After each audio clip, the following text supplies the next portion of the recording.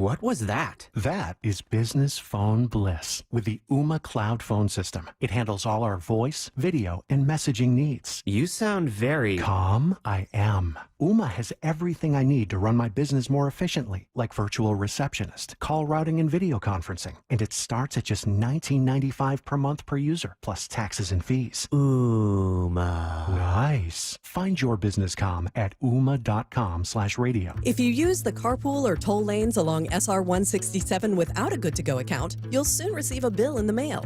That is a change. A Good-to-Go pass saves $2 on every toll. That is not a change. Learn more at goodtogo167.com. Tired of uneven heating, noisy systems, and high energy bills? The Quilt Ductless Heat Pump from Home Comfort Alliance gives you room-by-room control and serious savings with every system, and every system qualifies for max tax credits. Call the Comfort People at HomeComfortAlliance.com. You ever wake up with a sore throat, feeling a little off, and you know you're getting sick? Well, getting sick and going on the IL isn't an option, especially for me when I'm traveling for work. You can try to see a doctor, well, good luck there, or go sit for hours in an urgent care. Nope. That's why you need a medical emergency kit. This isn't some cheap first aid kit, okay? Your medical emergency kit comes packed with doctor-prescribed meds. It's like having an urgent care and a pharmacy right there in your home. If you're coming down with the flu, bam, here's your Z-Pack. You've got gastrointestinal issues, here's your Bactrim. From Z-Pack to ivermectin, amoxicillin, and doxycycline to treat strep, pneumonia, sinus infections, UTIs, COVID, and more. It's all right there in your kit. Just match your symptoms to the guide or talk with their telehealth doc. No doctor waiting rooms, no pharmacy lines. Order online in minutes and get $50 off with code SPORTS at urgentcarekit.com/sports. Get yours now at urgentcarekit.com/sports, promo code SPORTS. Home of your American League West Division champion Mariners, Seattle Sports. Fall rains can expose hidden roof problems, and once water gets in, the damage only gets worse. Is your roof ready for the season? Hi, Justin Shirley, CEO of State Roofing and Exteriors. At State Roofing and Exteriors, we repair and replace roofs with a quality you've trusted for decades. And yes, we also provide siding, windows, decks, and gutters to keep your entire home protected. Call 866-ROOF-ROOF or visit stateroofing.com today to schedule a free estimate. State Roofing and Exteriors, held to a higher standard since 1968. You've heard the saying, you never get a second chance to make a first impression. Since 1926, my family's been helping local businesses make great first, second, and long-term impressions. We know how to make your company look good with quality uniforms, logoed apparel, floor mats, linens, and more. If you're paying for linen service or doing it yourself, let's have the conversation. The information and quote are free, but the savings and service can really add up. Visit suplinen.com. Superior Linen Service. It's what we do. The stock market's on fire. AI stocks are performing at all-time levels. We hope you, like many of our investors, have taken advantage of it. A famous man once said, buy low, sell high. There's also $8 trillion of cash sitting on the sidelines. Investors are either scared or they don't know where to go. Hi, I'm Scott Rireka, CEO of Legacy Group Capital in Bellevue. Legacy Group Capital develops local real estate, lends money, and shares profit with our investors. We've been doing it for 19 years, averaging double-digit returns with zero investor losses. Diversify with Legacy Group Capital and invest in our family of funds. From a 3-year investment with double-digit returns to only a 90-day commitment returning 7%. We also accept IRAs. Find out why 1,300 local investors have invested over $350 million. Legacy Group Capital at LegacyG.com. This is not investment advice. Investments available to accredited investors only. Details at LegacyG.com. Need to know. 15 minutes past every hour with Brock and Salk. Here's what you need to know. Up first. The Mariners are 1 win away from the American League Championship Series. Yup, this after a nearly 3-hour rain delay yesterday. They took it to Detroit. Fairly easy Game 3 victory, at least relatively drama-free. Logan Gilbert, tremendous. He goes 6 innings. He allows just 1 run on only 4 hits. He struck out 7, including Torkelson. Logan here. Kicks, deals, swung on and missed, got him. A beauty of a splitter. Torkelson swings through, and Logan Gilbert, brilliant tonight in Detroit. Strikeout number 7 The Mariners needed him tonight, and Logan Gilbert has delivered. Yeah, he sure did. Splitter was tremendous. It danced. It was unhittable. Fastball good, slider okay, but it was all more than enough. His manager really happy for his game one of the season starter who started game 3 of the postseason. Can't say enough about what Logan did tonight. Just an incredible outing.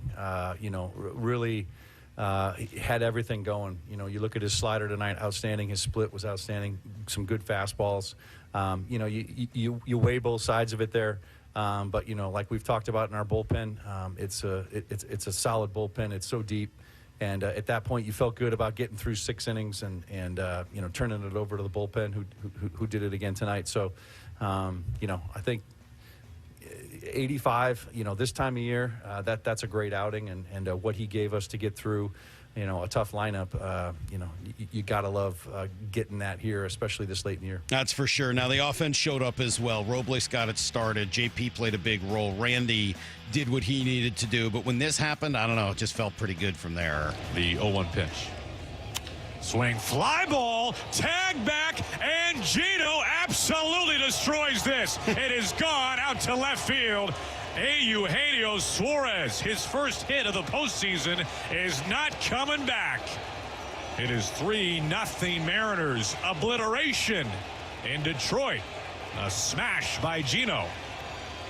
422 feet. Wow. Jeez. That was torched.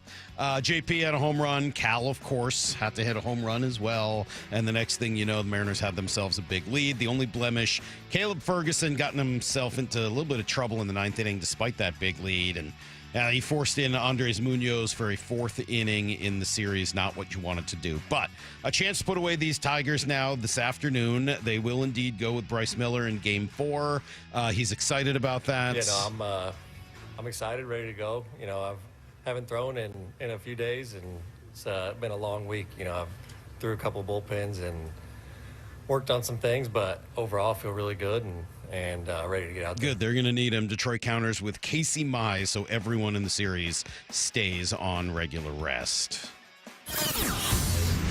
Here's the second thing you need to know. Well, and they're going to have to wait to find out where they would be playing in the ALCS if they win today. The Yankees got down early, but they finally showed a little backbone, a little sign of life in the series. They come roaring back from 6-1 down to win it 9-6. Yes, Aaron Judge was a big part of the reason why. The 1-out 0-2 pitch from Varland to Judge.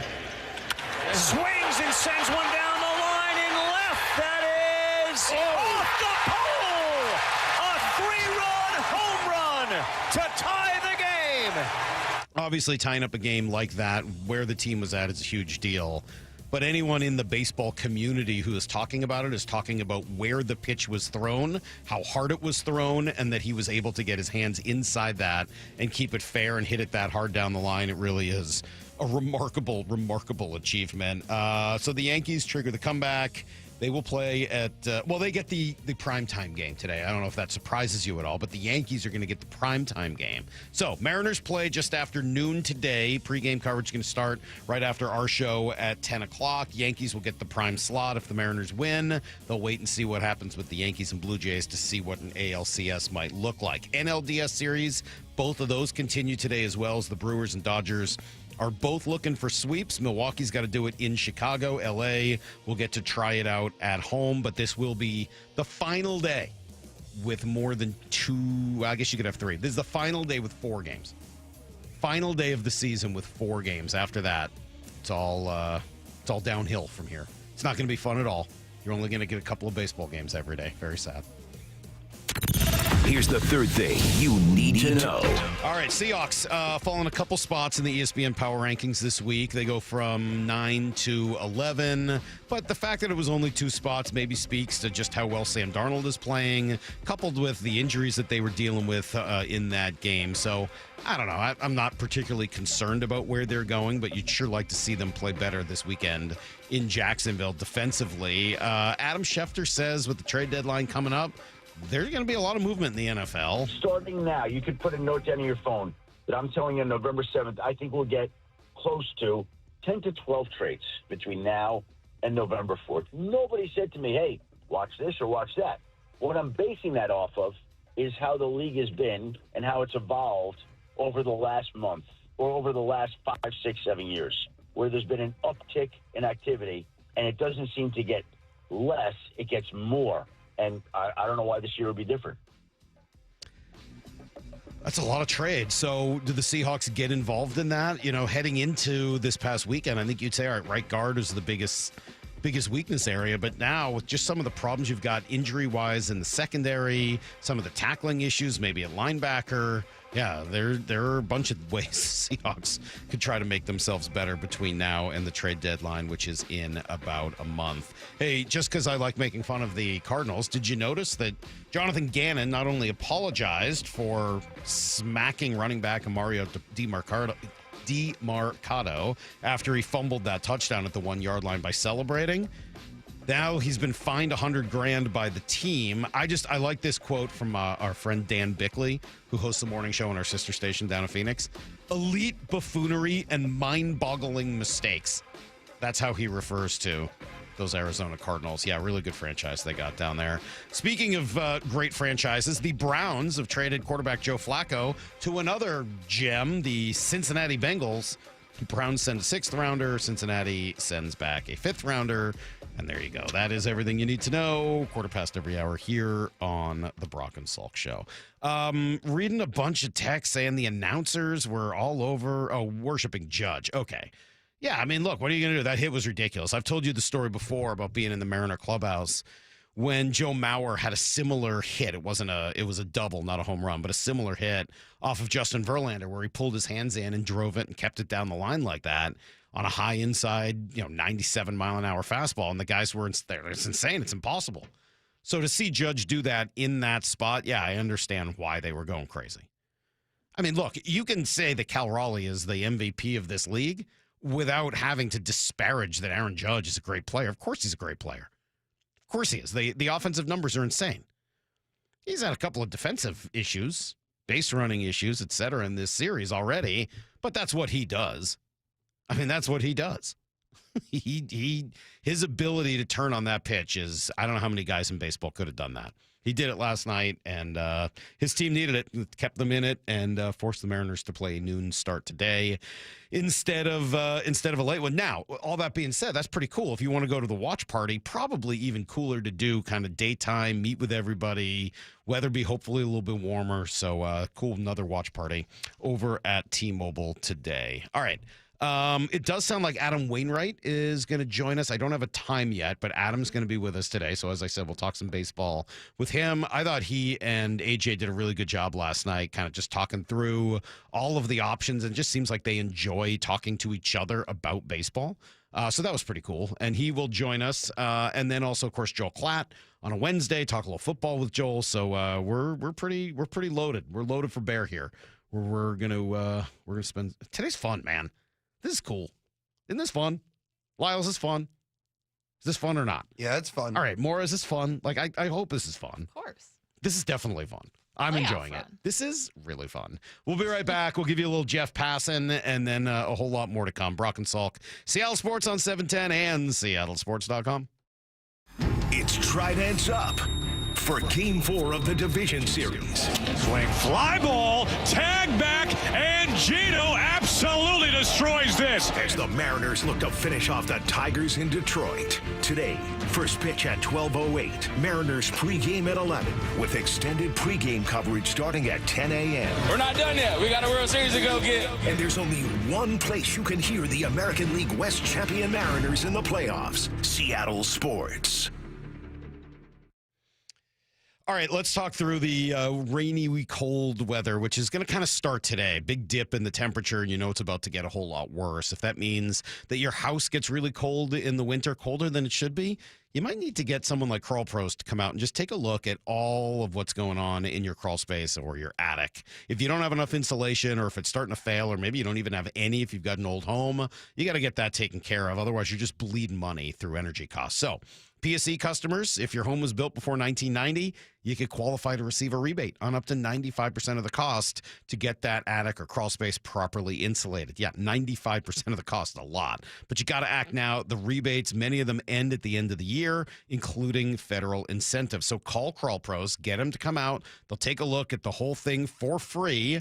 And if it does require being fixed, they can figure out what kind of energy incentives you're eligible for. How nice does that sound? So if you're worried about critters, mold, water damage, really anything else related to your crawl space or attic, call Crawl Pros and get that free corner-to-corner inspection. Go to crawlpros.com. Keeping your engines healthy means protecting them in season and out. Experts trust Stable to do that. And third-party testing confirms it. Stable is the industry leader in preventing fuel-related issues, no matter if you use it in your car, boat, or outdoor power equipment. In season or out, at every fill-up or when you store, start with Stable.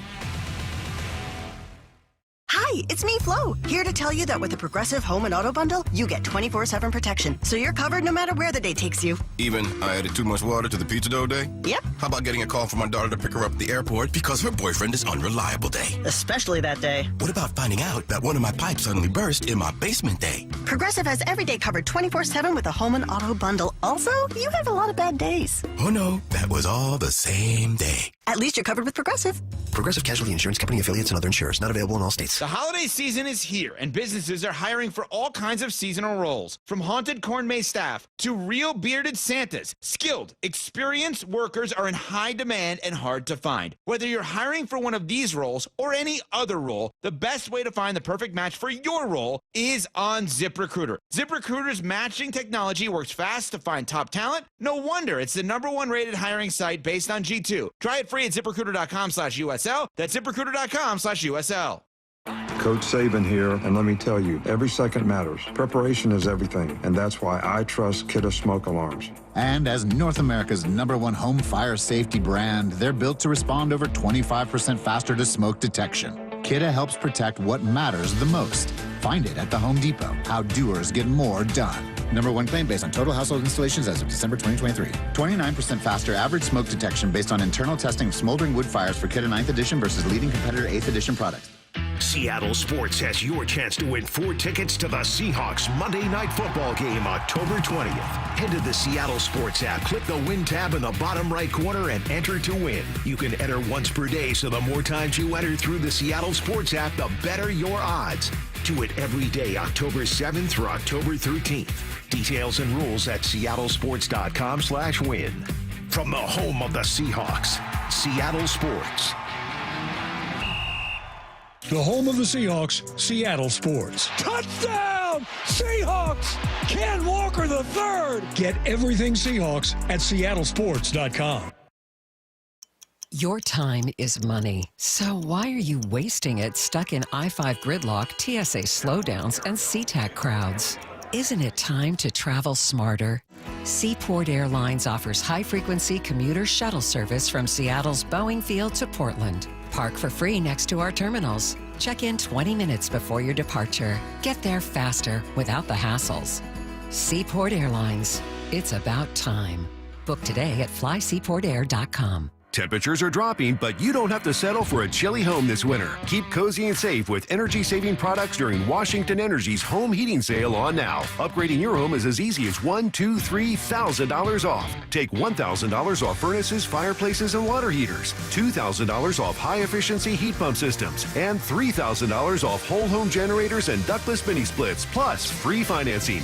Washington Energy Services, your expert resource for affordable home comfort. Call for a free estimate. Now is your time to get into a new D.R. Horton home by taking advantage of its National Red Tag Sales event going on right now through October 19th. Stop by any of its participating communities and find select Red Tag homes at incredible pricing. So whether you're buying your first home or looking for an upgrade, you don't want to miss the Red Tag Sales event going on right now. Discover the D.R. Horton difference at drhorton.com. D.R. Horton, America's builder and equal housing opportunity builder.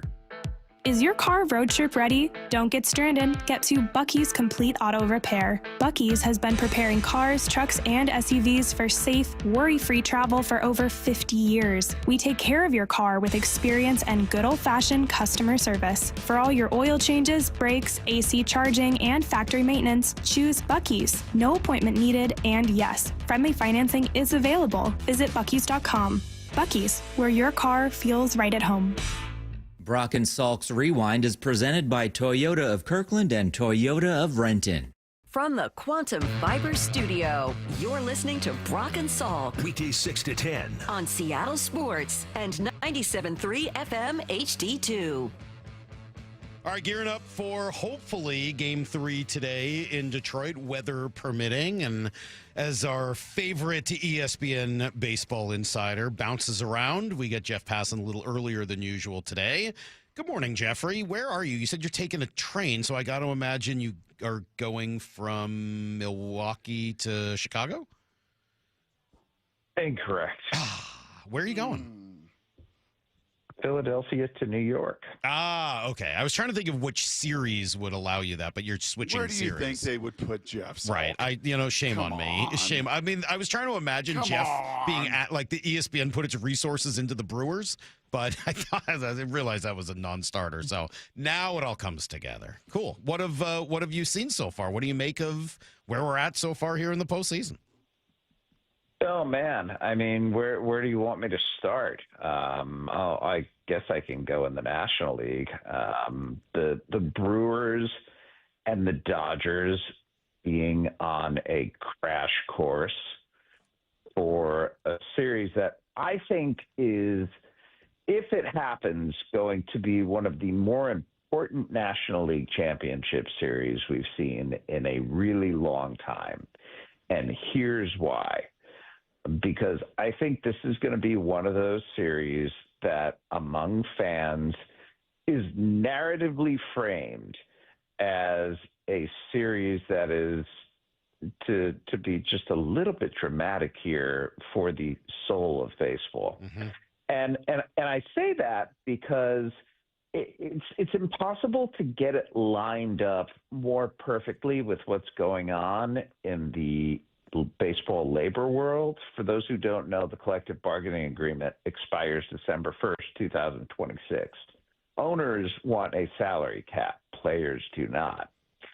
If the Milwaukee Brewers make the World Series, the argument that championships or the World Series is only for teams that go and spend goo gobs of money kind of falls on its face a little bit. But if the Dodgers make the World Series again and win the World Series again with a $500 million payroll, far bigger than any other team in Major League Baseball right now, it's just going to be really hard for the players to argue publicly against this idea that there isn't something wrong with the financial state of baseball at this point. So beyond all those implications, I just think it would be a rad series between teams that were built differently, but can play at that very high level. In the American League, on the other hand, we'll see how the Yankees respond today, but it looks like the best series, just in terms of competitiveness, is between the Seattle Mariners and Detroit Tigers. And the first two games have been whoppers. Like, I know you guys are having heart attacks with every single pitch that's thrown, but as somebody with no vested interest beyond his radio hits on this station every week in either of these teams, watching it from afar, it's been intense, good baseball, and I've really enjoyed it. I would say you're incorrect, Your Honor. I would say you do have a vested interest. I'd say some 18 months ago, in April of 2024, you had a Julio Rodriguez piece ready to go, and that thing has sat on the shelf for a year and a half. And after his performance this weekend, if he can continue to do so through this postseason, may you dust that article finally off. Now that you mention it, there's a real possibility of it, actually. He looked really good. But I feel like he looks awesome. I need to be on a series with him for that. I can't do that from afar, and I don't know at this point whether I'm going to be on the American League or National League. It depends what teams are still in it, and the geographic locations of my coworkers, and that's sort of how these things are determined. Actually, right, so like we've got somebody who lives in Chicago who's probably going to want to be on a Milwaukee series. We've got someone who lives in LA, so I might wind up on the ALCS. What all that aside, what do you make of what Julio's done through the first, and for all of the conversations we've had, Jeff, over the last 3 years of Julio this and Julio that? What have you made of just the Julio Rodriguez experience through the first 2 games of this series? Doesn't he look so comfortable? Mm-hmm. Like that to me has been the biggest takeaway. How at ease and at home he looks in these big moments. And that's what you want from your star, right? You never know what he's going to respond like when not just playoff at-bats come around, but meaningful playoff at-bats. And I think both Julio Rodriguez and Cal Raleigh, at least over these 2 games, have shown that they are ready to meet the moment. And the way that they pulled off Game 2 and, the circumstances after it gets tied of bouncing right back and answering right back with your 2 best players and back-to-back doubles. I just thought it was really, really impressive and says a lot about, as a fan, I think, how you can feel watching these things. The inherent nervousness that comes from these games, it's palpable. But when Julio steps up, when Cal steps up, you feel a little bit of comfort. It's like a warm blanket surrounding you and saying, it will be okay, friend. You don't have to hyperventilate. Jeffrey, did you see the video of the Mariner fan crying? I did, yes. So you do these hits, I'm sure, in many parts of the country, maybe not all 30 major league markets every single week. We're kind of spoiled in that way to get you all throughout the season. But you do them in enough markets. You've been around enough fan bases. I don't actually, Brock. I don't go on the radio very often. Too much of me is not a good thing. I would agree with that. I mean, every once in a while, like Salk, your mouth will run in ways that you'd like back. Yeah, maybe you said something about the Mariners fans some years ago, but I think you've totally forgiven. I think no, you're bringing that up now of all times. Well, right now we're at the precipice. You said earlier about heart attacks. We got fans just crying in the stands. We got people, 47,000 of them. I mean. Like, if you were to characterize this Mariners fan base from what your own life experience, what your eyes have seen, how would you describe them? I'm trying to carefully so that he doesn't get in trouble again. Yeah, seriously, this is a gotcha question. Yeah, it really is. Yeah, I mean, we've not been to the World Series, and I say we because I am a fan at heart with this as much as anything else that I talk about. Like. Yeah, the Seahawks, I played for them, so, there's a little difference there. I'm still a fan of them, but the Mariners, I'm a fan. I'm a 12-year-old fan. I'm at school today with schools in the Pacific Northwest that I think they still have televisions. They'll roll into the room, the good teachers will, to put that game on when it comes at 1 o'clock today, right? That was my life experience. I feel like I've got a certain sense, but I'm curious from your perspective. It's a much bigger perspective of how you see these Mariners fans. I think the word that I would go with is deserving.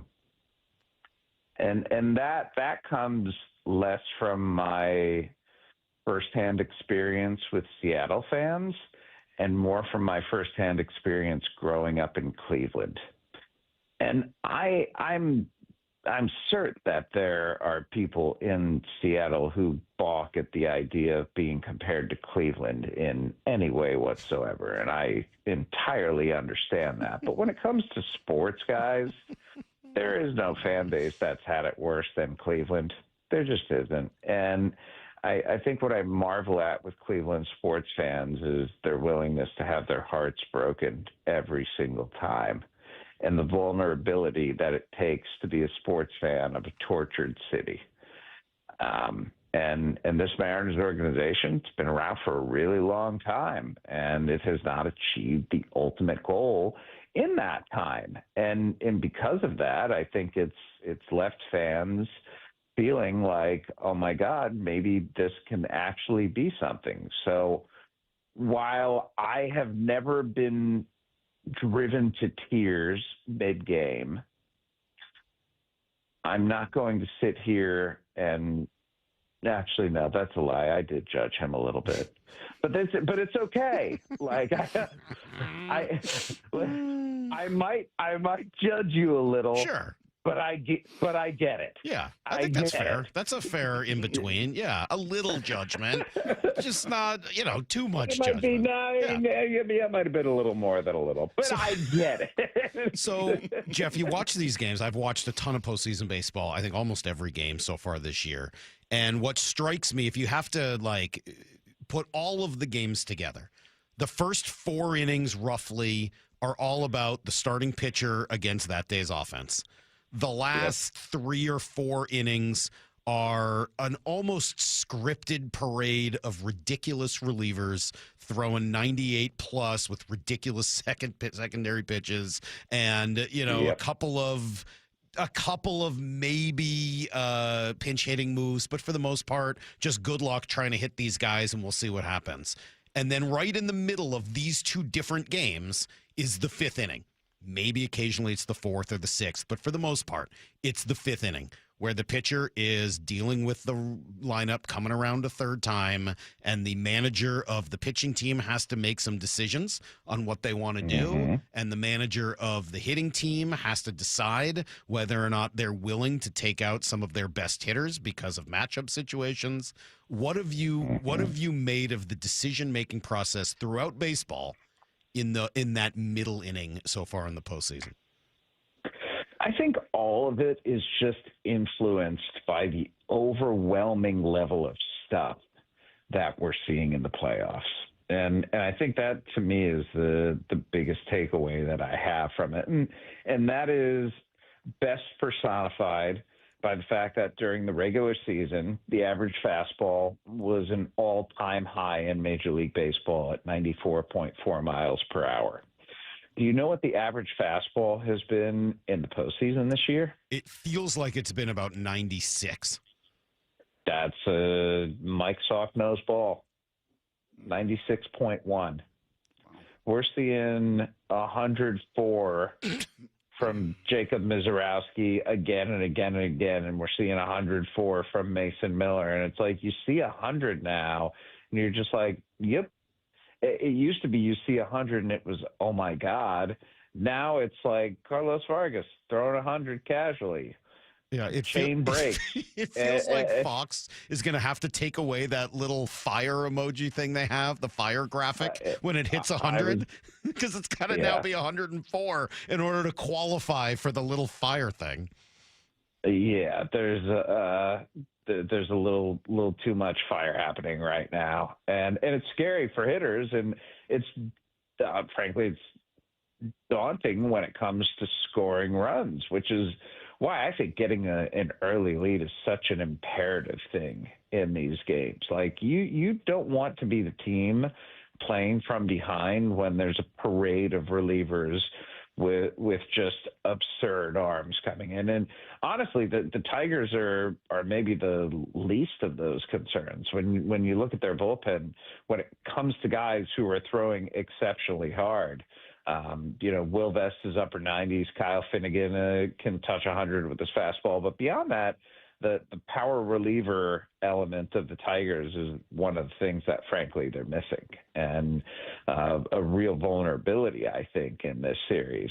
But the Mariners, they they've got their power arms, and they just need to play clean baseball. I mean, we saw that, Josh Naylor kicks the ball after a leadoff walk, and all of a sudden you put yourself in that vulnerable position, and bad things can happen. And you just need to – it's why every out among the 27 in the postseason is so important, guys. You just cannot give opportunities to teams that are here because they cashed in on those opportunities during the regular season. That's the thing. These teams that are left right now, they're not teams that are particularly inclined to fold.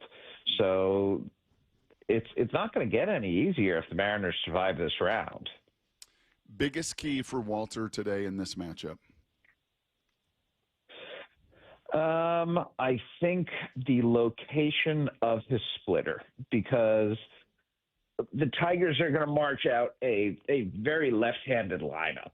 And the one way to neutralize left-handers is by throwing the pitch that dive bombs away from them. We've seen the splitter more this postseason, guys, already than we have in any postseason in the last 25 years. It has become the pitch du jour, whether it's Cam Schlittler or Trey Savage. Kevin Gausman dominated the Yankees with it. Roki Sasaki's splitter has been obscene.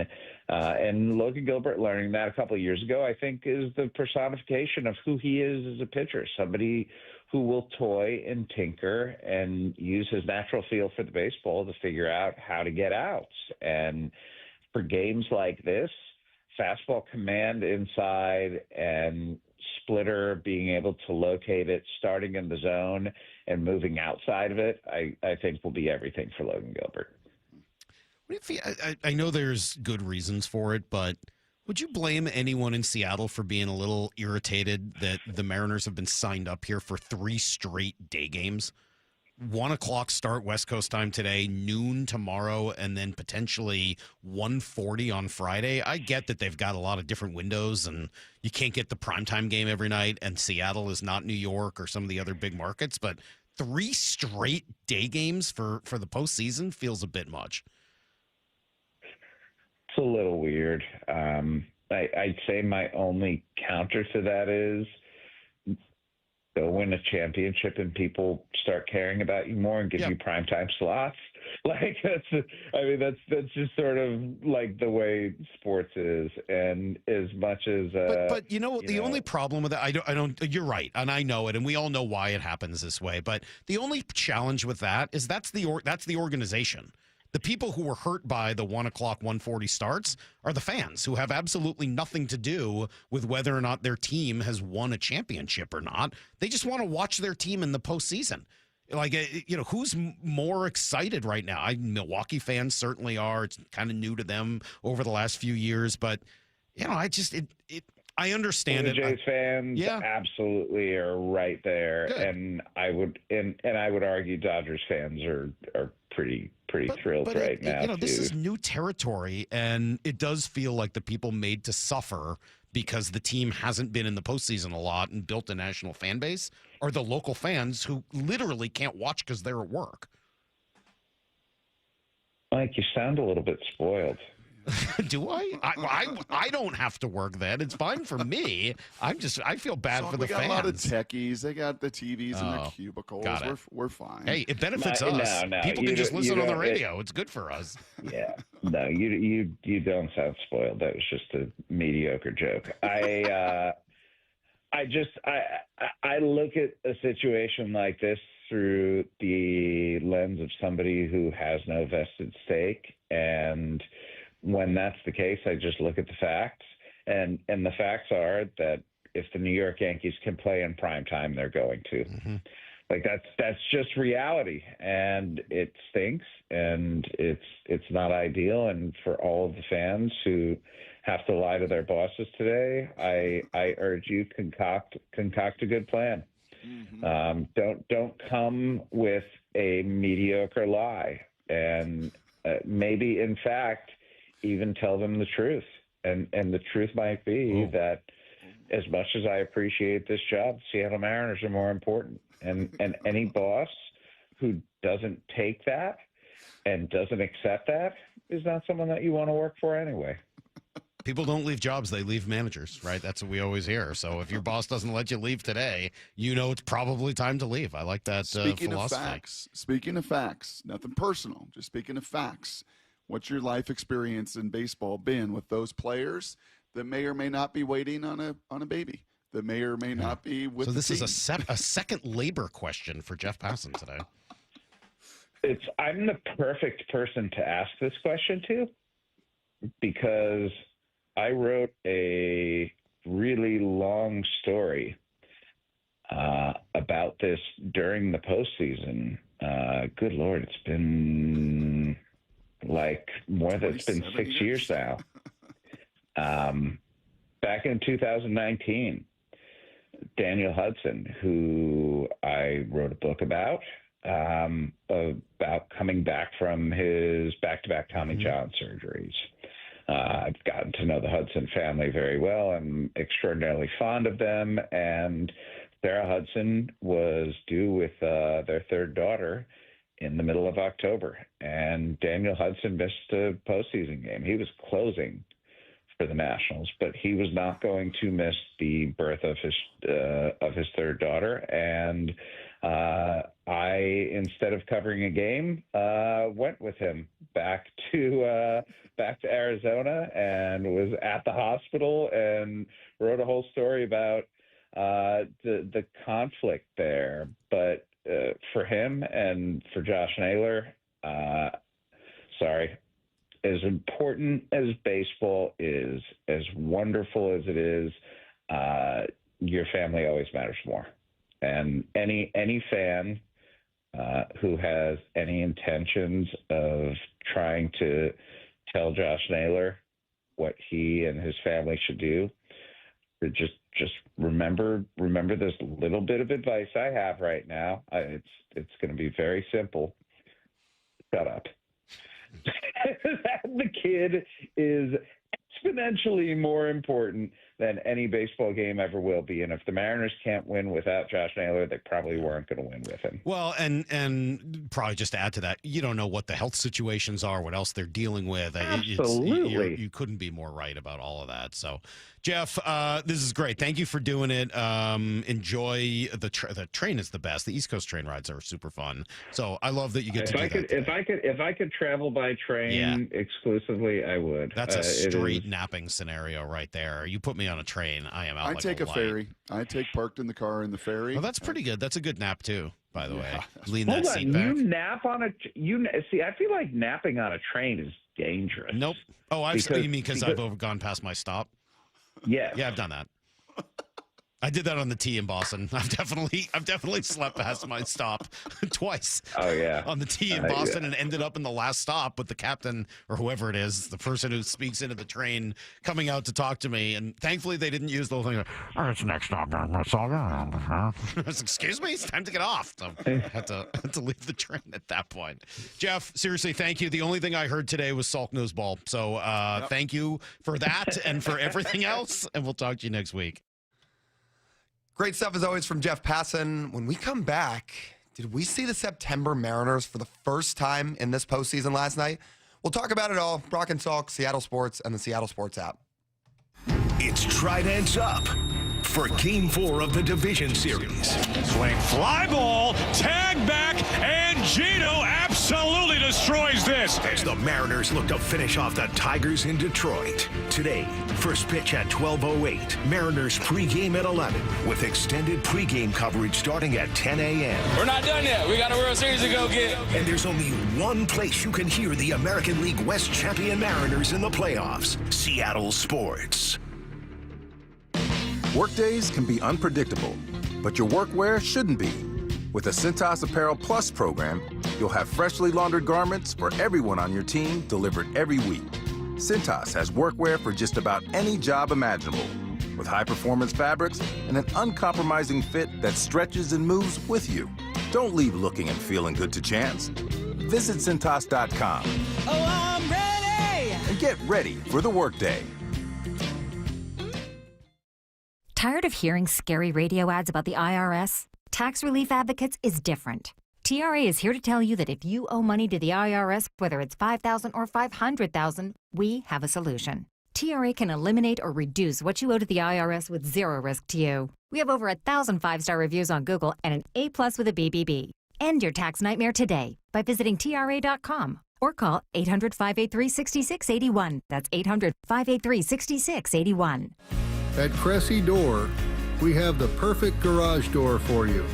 Come visit our brand new garage door and fireplace showroom and let our experts help you find the perfect garage door.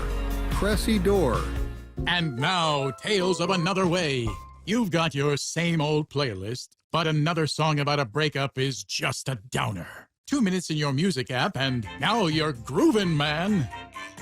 Sometimes another way is the better way, like the new SR 509 Expressway, the alternate route that'll help manage congestion on I-5 and other local roads. It's tolling now, and you can save $2 per toll with a Good-to-Go pass. Get a free sticker pass at goodtogo509.com. The stock market's on fire. AI stocks are performing at all-time levels. We hope you, like many of our investors, have taken advantage of it. A famous man once said, "Buy low, sell high." There's also $8 trillion of cash sitting on the sidelines. Investors are either scared or they don't know where to go. Hi, I'm Scott Rureka, CEO of Legacy Group Capital in Bellevue. Legacy Group Capital develops local real estate, lends money, and shares profit with our investors. We've been doing it for 19 years, averaging double-digit returns with zero investor losses. Diversify with Legacy Group Capital and invest in our family of funds. From a 3-year investment with double-digit returns to only a 90-day commitment returning 7%. We also accept IRAs. Find out why 1,300 local investors have invested over $350 million.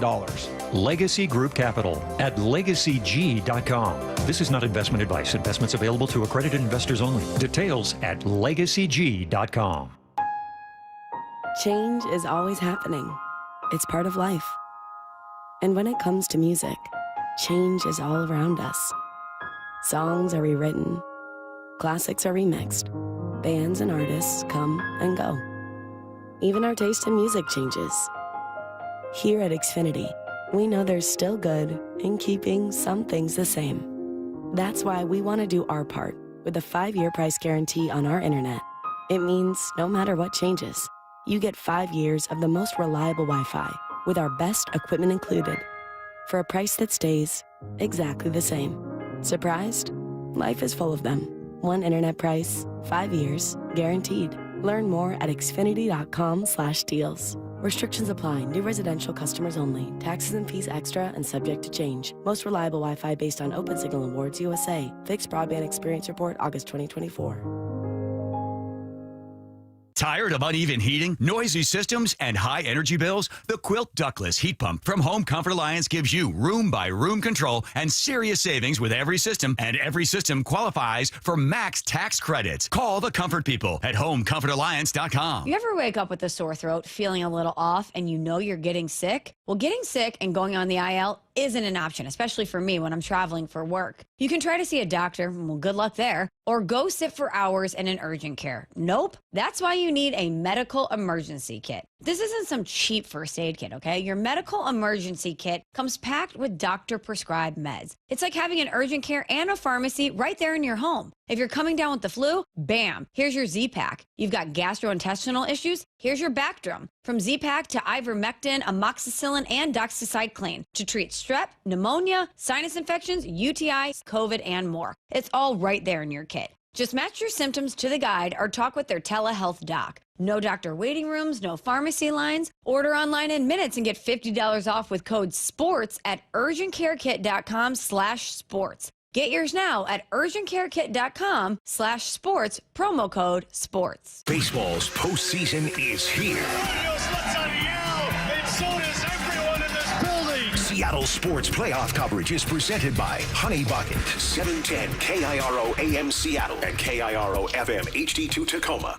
Get the freaking auto! From the Quantum Fiber Studio, this is Brock and Salk on Seattle Sports. Brock Ewert is my hero. Jim Pewter just punched me in the kidney. Who's going to do you a man? Don't work that way, Sherm. This is a show that has my name on it. It kind of does, though. Now here are your hosts, Brock Ewert and Mike Salk. Hello! Today is, Brock, October 8th. Today is October 8th. Means yesterday was October 7th. But for all intents and purposes, it could have been September 15th. That was September, what we just saw. That was September baseball. That was the September Mariners against the September Tigers. And it played out exactly the way their two Septembers did as well. That was the Mariner team that we watched throughout all of September. The pitching was tremendous. The defense made a play or two when they needed to. The base running was super aggressive. The lineup depth showed its teeth constantly. The power obviously came through with 3 home runs. The patience with a huge walk from Josh Naylor, and we'll discuss that as well. That's the team that we watched absolutely tear up the rest of the league in September. And at the same time, that was the same Detroit team that blew a giant lead to the Guardians. Lousy at bats, mediocre starting pitching after Skubal, not a deep enough lineup. And the superior Mariners, I thought, just cruised right through it. Obviously a little hiccup in the 9th. But other than that, that was the way this series really should be all along. Oh, interesting. I thought you were going to the 75-degree sunbathed T-Mobile yesterday that felt like an Indian summer in September, that everybody was in there cheering and had to use their sunscreen. There was that too. Because it was beautiful. Yeah, most of these, and the first 2 were, right, anxious, riddled, pull your hair out, squeeze your hands together. And yesterday gave you, not that there's ever an ease and a breath to the final 27 outs that you got to get, but yesterday was about as smooth a sailing as you could ever have. Logan was filthy. Yep. Filthy. Very good. Like he was the guy to me that was had to be the main character of that story. And there were many other guys, but his splitter was nasty. We get to, you were all over it. We get to the 5th inning, and guess who's up in the 5th inning? Actually, with a couple guys on in the 5th inning, the only inning they had really any traffic against Logan. And who comes up? Just as you said it would. Okay, what are we going to do in the 5th inning? It's going to be the tipping point. And you obviously go with him and gets out, gives up just the 1 run, and gives you an opportunity, Salky, to not have to go with Spire. Yep. Were you a little surprised to see Brash last night? Nope. Not at all? Okay, no, just I thought the game was still close point. enough at that point. Yep. I thought the way they were doing it is get Brash there. If something happens, you've got Spire for the lefties at the top of the order, ready to go either late in that inning or in the next inning if you had to. I thought it was really well managed by Dan, and I honestly thought that he handled the 5th inning very well. I thought it was a very different scenario than the one that played out in games 1 or 2 because Logan had only thrown 60 pitches. I mean, like, he wasn't in the 80s like the other guys were, and having worked through a tremendous amount of stress, he was at 60 pitches and is at this point, crazily enough, a reverse splits guy. One of the strangest developments of the Logan Gilbert career is that he's now better against lefties than righties, which makes no sense when you think about the arm angle that he's coming at. A right-hander should never be able to hit him. And yet, the splitter has been so good against left-handers, and the slider has been so okay that righties have actually hit him better. So he's got the pitches to get Carpenter and Green out. It's interesting. For all of the A.J. Hinch love, and he gets a lot of it, the great genius A.J. Hinch, I think moving Kerry Carpenter up to the leadoff spot worked against him last night. And I understand his reasoning. I want to put the pressure on the Mariners to make a decision on what to do earlier. But the flip side of that is that by the time you got to him a 3rd time through, Logan hadn't thrown enough pitches to be in any trouble. Yeah. And so, he came up in the 5th inning, but Logan had not worked hard. If you go back, I just was curious about the difference between the two situations. If you go back and look at it, when he came up in the first game against Kirby had thrown about 15 more pitches. I'm sorry, it was 76 pitches. Okay. Whereas Logan was at 62. But he had thrown 15 pitches to the previous 2 batters, 8 and 7. Huge difference, right? Yep. He's taxed. He's gone through it. You saw how much the 11-pitch nailer at bat took out of Flaherty yesterday. Those long, hard at bats that grind you in that inning before you've had a chance to sit and rest, they are murder on pitchers. So instead of getting the Kirby situation, and again, Kirby, who's got terrible numbers against Carpenter, does not have reverse splits at all the way Logan does. I thought he actually made a mistake and ended up hurting his team by getting Carpenter up earlier in that game. It ended up working out against him. And credit to Dan, he did the right thing. I don't know whether I would have done it. To be honest, I still might have thought about bringing in somebody else in that moment, but it worked out for him, and that ends up being, once again, the first 4 innings are for the players, the last 4 innings are for the players, and that 1 inning in the middle is all about the manager, and he got it right yesterday. Well, your former big leaguer, I was thinking about that text that he had sent to you that this team's got it. I felt your, just confidence yesterday. I think it played out once again, this length and lineup, when you just compare and contrast where these two teams are right now in the way they're playing right now.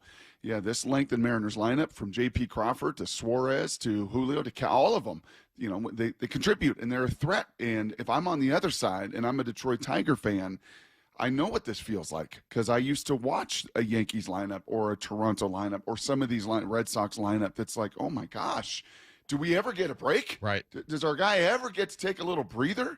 Do I ever get a little punch and Judy? Or does every one of these guys have the opportunity to punch me right in the face, including the 9-hole hitter yesterday and JP as well? Yeah, and I would even go 100% agree, Brock. And the depth of the Mariner lineup is on display. The completeness of that baseball team is really special, I think, right now, what they're doing. The other side of it is, if you're a Detroit Tigers fan, is there a guy on your team you're excited to see him come up? I mean, I'll give you, so at 9:30 this morning, Adam Wainwright's going to join us, who's been doing a really good job on the calls for these games. And we taped it earlier. That's why I was not able to, get back in here at 6:55. We were finishing up with Adam Wainwright. And without giving away the whole interview, there's a moment where he's talking about the Tigers offense. And he's like, it can't be just Kerry Carpenter and, yeah. And he finally comes up with Gleyber Torres. And I was like, okay, I guess. Who's afraid of Gleyber Torres? That guy needed a wheelchair to get to second base the other day on a triple. Should have been a triple. He's standing at second base, gassed because he's a big boy now. Big boy now. Where did that come from? That's a second baseman? My God. Hey, he looks like a left guard. Hey, we saw it. Little Jose Lopez, those little steps. Jeez. We saw it. He got to be My a little God. big boy. Anyway, the point was not just to make fun of Gleyber, but the point was he's kind of he's trying to, he's doing the game. He's trying to keep Riley it somewhat Green's an even. all-star, and McKinstry's an all-star, and they've had guys. Riley Green hasn't had a hit in 3 months. Yeah. You got to keep it that way, and you got to keep it that way. You got to keep them cold, and you got to stay hot. And baseball is a very funny game. It could take a bunch of very funny bounces. I don't think that 9th inning gives them all of a sudden some life and some momentum. I sure hope it doesn't. They talked about that, AJ and Adam did at the end of that game yesterday. Hopefully Mooney squelched any of that. Bryce gets the ball today and does what his 3 buddies have done, which is come out and give you an absolute opportunity to win. Yep. And we'll see. We'll see who the contributor. I mean, that's what's so stinking fun. Who's it going to be tonight? And you talk about a complete team, and when the best teams get going, it is like, hey man, Julio can go 0 for 4, and Polanco can go 0 for 4, and you know what? But it that's don't okay. matter. You get a little Robles, you get a little JP, Yes. you get a little.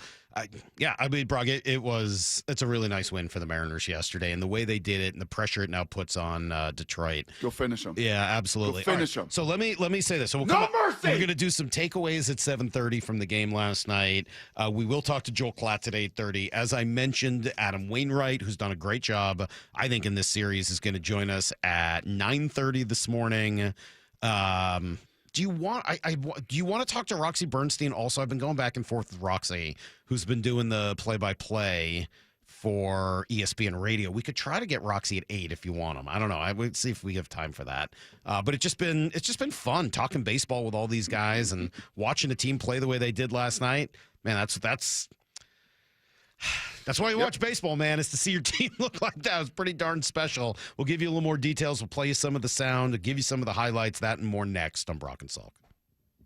It's Tridents up for Game 4 of the Division Series.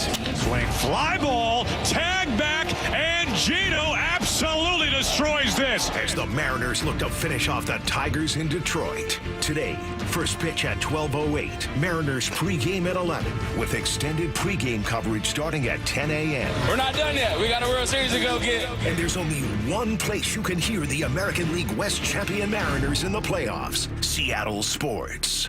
And I love the fall. I love the leaves changing. I love a little crisp in the air. I love football. I love playoff baseball. And the fall is also a great time to go reset your workouts on new stuff. And Top Fitness got some great deals going on right now. Hey, Brock Ewart here. And working out in your own home, I've told you all this for years, is the best. And from flooring to everything that goes in that home gym, treadmills, elliptical, strength training systems, Top Fitness, they provide it all. They represent the very best brands available, like Washington's own Precor. Yep, the company that created the elliptical. And Inspire Fitness, the leader in strength training machines, along with many others. Give Top Fitness your room dimensions, your garage, your extra room, your studio, and they'll do a complete fitness room design. And right now, get 0% interest financing. Mention you heard it from me, and they'll take an additional $100 off any new treadmill or home gym. It's no secret why everyone from personal trainers to pro athletes love Top Fitness. Locations at Tukwila, Linwood, and Bellevue, or visit topfitness.com for more info. That's Top Fitness, your best place for home fitness equipment. Pros don't just show up. They prove how it's done, with precision and without shortcuts. Makita tools are built the same way, with a dedication to lasting quality, trusted performance, and results that reward your effort year after year. When the job calls for the best, call on Makita. Built to be the best. Available at the Home Depot. Workdays can be unpredictable, but your workwear shouldn't be. With the Cintas Apparel Plus program, you'll have freshly laundered garments for everyone on your team delivered every week. Cintas has workwear for just about any job imaginable, with high-performance fabrics and an uncompromising fit that stretches and moves with you. Don't leave looking and feeling good to chance. Visit Cintas.com. Oh, I'm ready! And get ready for the workday.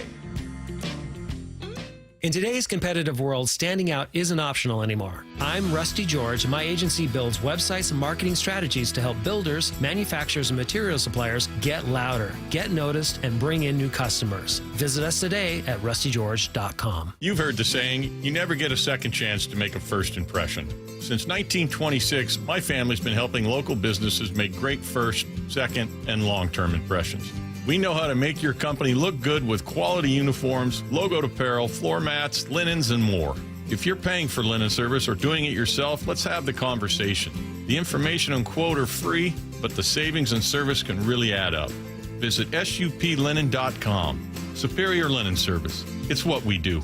Jaden Schwartz for Techline Roofing. Fall weather is right around the corner. Get your roof ready with Techline. Whether it's a replacement, repair, or even just a cleaning, Techline's workmanship is backed by the strongest warranty in the business.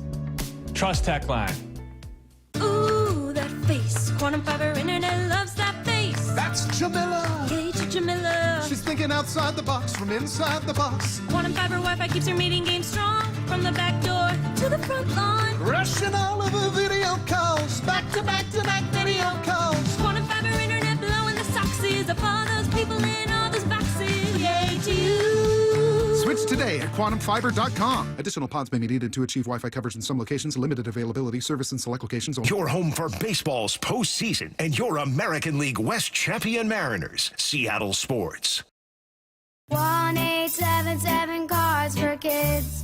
KARS Cards for Kids. Ready to get rid of that old car? Donate it to Cars for Kids. Call 1-877 for Kids to reach a friendly live agent. Donation's super easy, and your car can be picked up as soon as tomorrow. Call us now, 1-877 for Kids. 1-877 for Kids. Donate your car today. Did you know you can donate real estate too? Hey, Brock Ewart here for my friends at PCF Construction. You know, it was a couple years ago. We were seeking a complete outdoor living living space. Molly wanted a new deck. She wanted to really make our outdoor space pop. And boy, am I glad we called PCF. Why? Because whether it's a very specific project or outdoor living, like an underdeck ceiling, deck, patio cover, railings, PCF has you completely covered. You know, Molly's an interior designer. She knows construction. She knows attention to detail. And PCF, they checked every single box along the way. And right now is the time to make the call. Up to $6,000 off your project, plus no payments and no interest until 2027. And you can save an extra $1,500 when you bundle your deck with a patio cover. Find all the offer details, get project ideas, and browse photos at pcfgroup.com or simply call today at 425-629-8476. That's 425-629-8476, pcfgroup.com. Now is your time to get into a new D.R. Horton home by taking advantage of its National Red Tag Sales event going on right now through October 19th. Stop by any of its participating communities and find select Red Tag homes at incredible pricing. So whether you're buying your first home or looking for an upgrade, you don't want to miss the Red Tag Sales event going on right now. Discover the D.R. Horton difference at drhorton.com. D.R. Horton, America's builder and equal housing opportunity builder. Need to know. 15 minutes past every hour with Brock and Salk. Here's what you need to know. Up first. Mariners Brock are one win away from advancing to the ALCS. It was a 3-hour rain delay, but they took it to Detroit. And pretty easy Game 3 victory last night. Relatively drama-free. Logan Gilbert was the star of the show. He was tremendous. For 6 innings, he allows just 1 run on 4 hits and 7 strikeouts. Probably shouldn't even allow that. It's not an error, but it certainly could have been if the rules for errors were a little different. The splitter was dancing. He was in complete control. He just was dynamic and explained why he had it working yesterday. I mean, I felt pretty good.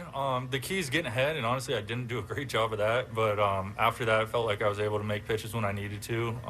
In a game like this, you just don't want to get deep counts all the time and beat yourself and walk guys. So I tried to just force contact, make them swing it, and defense played great behind me. You know what 3 words I really do enjoy as a coach, and they've been said before, and a little bit more maybe in football than baseball, but I love them. And it's what Logan did. It is what Luis has done. It's really what George did, say for 1 inning. Impose your will. And I think this team in its complete nature, and starting with Logan, who gets the ball in his hands, right? He just impose your will and be better. You're better than them. It's what you have said repeatedly, Salk, about so many of these teams. To run in New York, flipping over and watching that comeback, those are 2 different kind of lineups. Yeah, they're better. They're a harder team to impose your will against. But you got an opportunity to do that and close it out today and get to that ALCS. Go impose your will. Yeah, totally agree. That was the pitching side of it. The offense, awesome as well. Robles, that hit really seemed to get it started right after soon after the great Josh Naylor at bat as well. Like, there were just a bunch of moments in the game that seemed to get him going, but it was still fun to just see Cal go yard again. The stretch and the pitch. Swinging a well-hit ball deep into the gap in left center field. This one is going, and goodbye baseball. Cal Raleigh with a home run the other way into the Mariners bullpen here at Comerica Park. Holy smokes, 60 home runs during the regular season, and now a home run here in the postseason, his second postseason home run. It's a 2-run drive the other way. Yeah, pretty remarkable. And yes, caught by a guy wearing a Dump It Here 61 shirt, who then took it off to reveal a Dump It Here 62 shirt. I mean, it's insane. It's kind of insane. It's just no way. It is really bizarre. There's just no way. I know. The only blemish on the night, Caleb Ferguson got himself into a little bit of trouble in the 9th, despite the big lead. Throw strikes, buddy. That forced in Andres Munoz for a 4th inning here in the series. Here's the second thing you need to know. All right, so spin it forward to today. You now have a Game 4 situation. 12:08 first pitch. The Mariners will throw. Bryce Miller in Game 4. Detroit will counter with Casey Mize, so everybody stays on regular rest. Bryce has been getting ready for this. It was tentatively the plan, from the beginning. I had, whenever the first game went extras, kind kind of had a chance to head down there, and then if game 2 would have gone too long, I would have head to the bullpen as well. But I stayed on schedule through a couple of bullpens this week, and it was the plan from once we knew Wu was out, that would probably be the way we go. So it didn't mess with my schedule too much. So I most of the week I've been planning on throwing game 4. He's been good against these Tigers, Salky. He's been good in that building. We know good Bryce. We've seen it's stretches of really good Bryce, even in this season that feels like it's been a little bit lost. But again, it's all over now. Mm-hmm. The season with multiple issues with the elbow and the loose body and the cortisone shot, it's all over now. Now, kind of like Logan, you get a chance to write your legacy. You get a chance to close this sucker out. Yeah, today. I thought a lot about this, and we can discuss. I like the decision, I think. I do think you go with Bryce Miller. I mean, you got to win today. You really don't. I know they've had good success against Skubal, and I think they could still win a Game 5 against them, but you'd sure like to avoid doing that. You could go with Kirby today. I mean, you could go with George on short rest. I think they're doing the right thing. You go with Bryce. But you got to be on a real short leash. I'm not going deep into this game or messing around if there's any signs of trouble at all. The game is at noon. Why? Because the Yankees won yesterday, Brock. It looked like they were going to just kind of fade away quietly. They're down 6-1, and Aaron Judge brought them back. The 1-out 0-2 pitch from Varland to Judge. Swings and sends one down the line and left. That is off the pole. A 3-run home run to tie the game. It's pretty impressive. And one of those home runs where it was hit in a spot where you're not supposed to be able to keep it fair. He did. They win. NLDS series will both continue today as well. Here's the third thing you need to know. Seahawks fall a couple spots in the power rankings, Brock. I don't know whether that's a big deal or not. And actually probably a sign of some respect that it was only 2 spots. They go from 9 to 11. Why? Probably just the belief in what they've seen so far from Sam Darnold, right? I think so, because Tampa's also pretty good. I think Colin Cowherd had Tampa his number 2 team. Yeah, I believe that. In the whole NFL in his power rankings with the way that QB is playing right now. And where is, do you have those power rankings? I don't have them in front of me. Never mind. Jacksonville? Kind of curious if Jacksonville is in the top 10 or top 15. They've been playing. Give me a playing sec. Some pretty good ball, man, and they've got a lot of speed in some different spots at receiver, and yeah, they're kind of a wild ride. You said Trevor Lawrence is a wild ride. Yes, the whole he's Jacksonville a wild ride. team's kind of a wild ride. But a whole bunch of talent is you're going to have to travel across the country to go face them. They got Jacksonville right behind the Seahawks at number 12. At number 12. Yeah, right behind them at number 12, despite a better record at 4-1. That's everything you need to know. 1:15 every hour here on the Brock and Salk Show. All right, we don't always do takeaways from baseball games, but I just kept writing stuff down last night, Brock, and I thought we could have, I don't know, a whole bunch of real quick conversations about the game last night and what it means now moving forward. I got, 6 or 7 things that we can try to race through before Blue 88. And then, at 8:30, Joel Klatt. At 9:30, Adam Wainwright. It's going to be a fun day. Gearing up for a huge Game 4 today. 12:08 first pitch. You can hear it all right here on Seattle Sports on 710.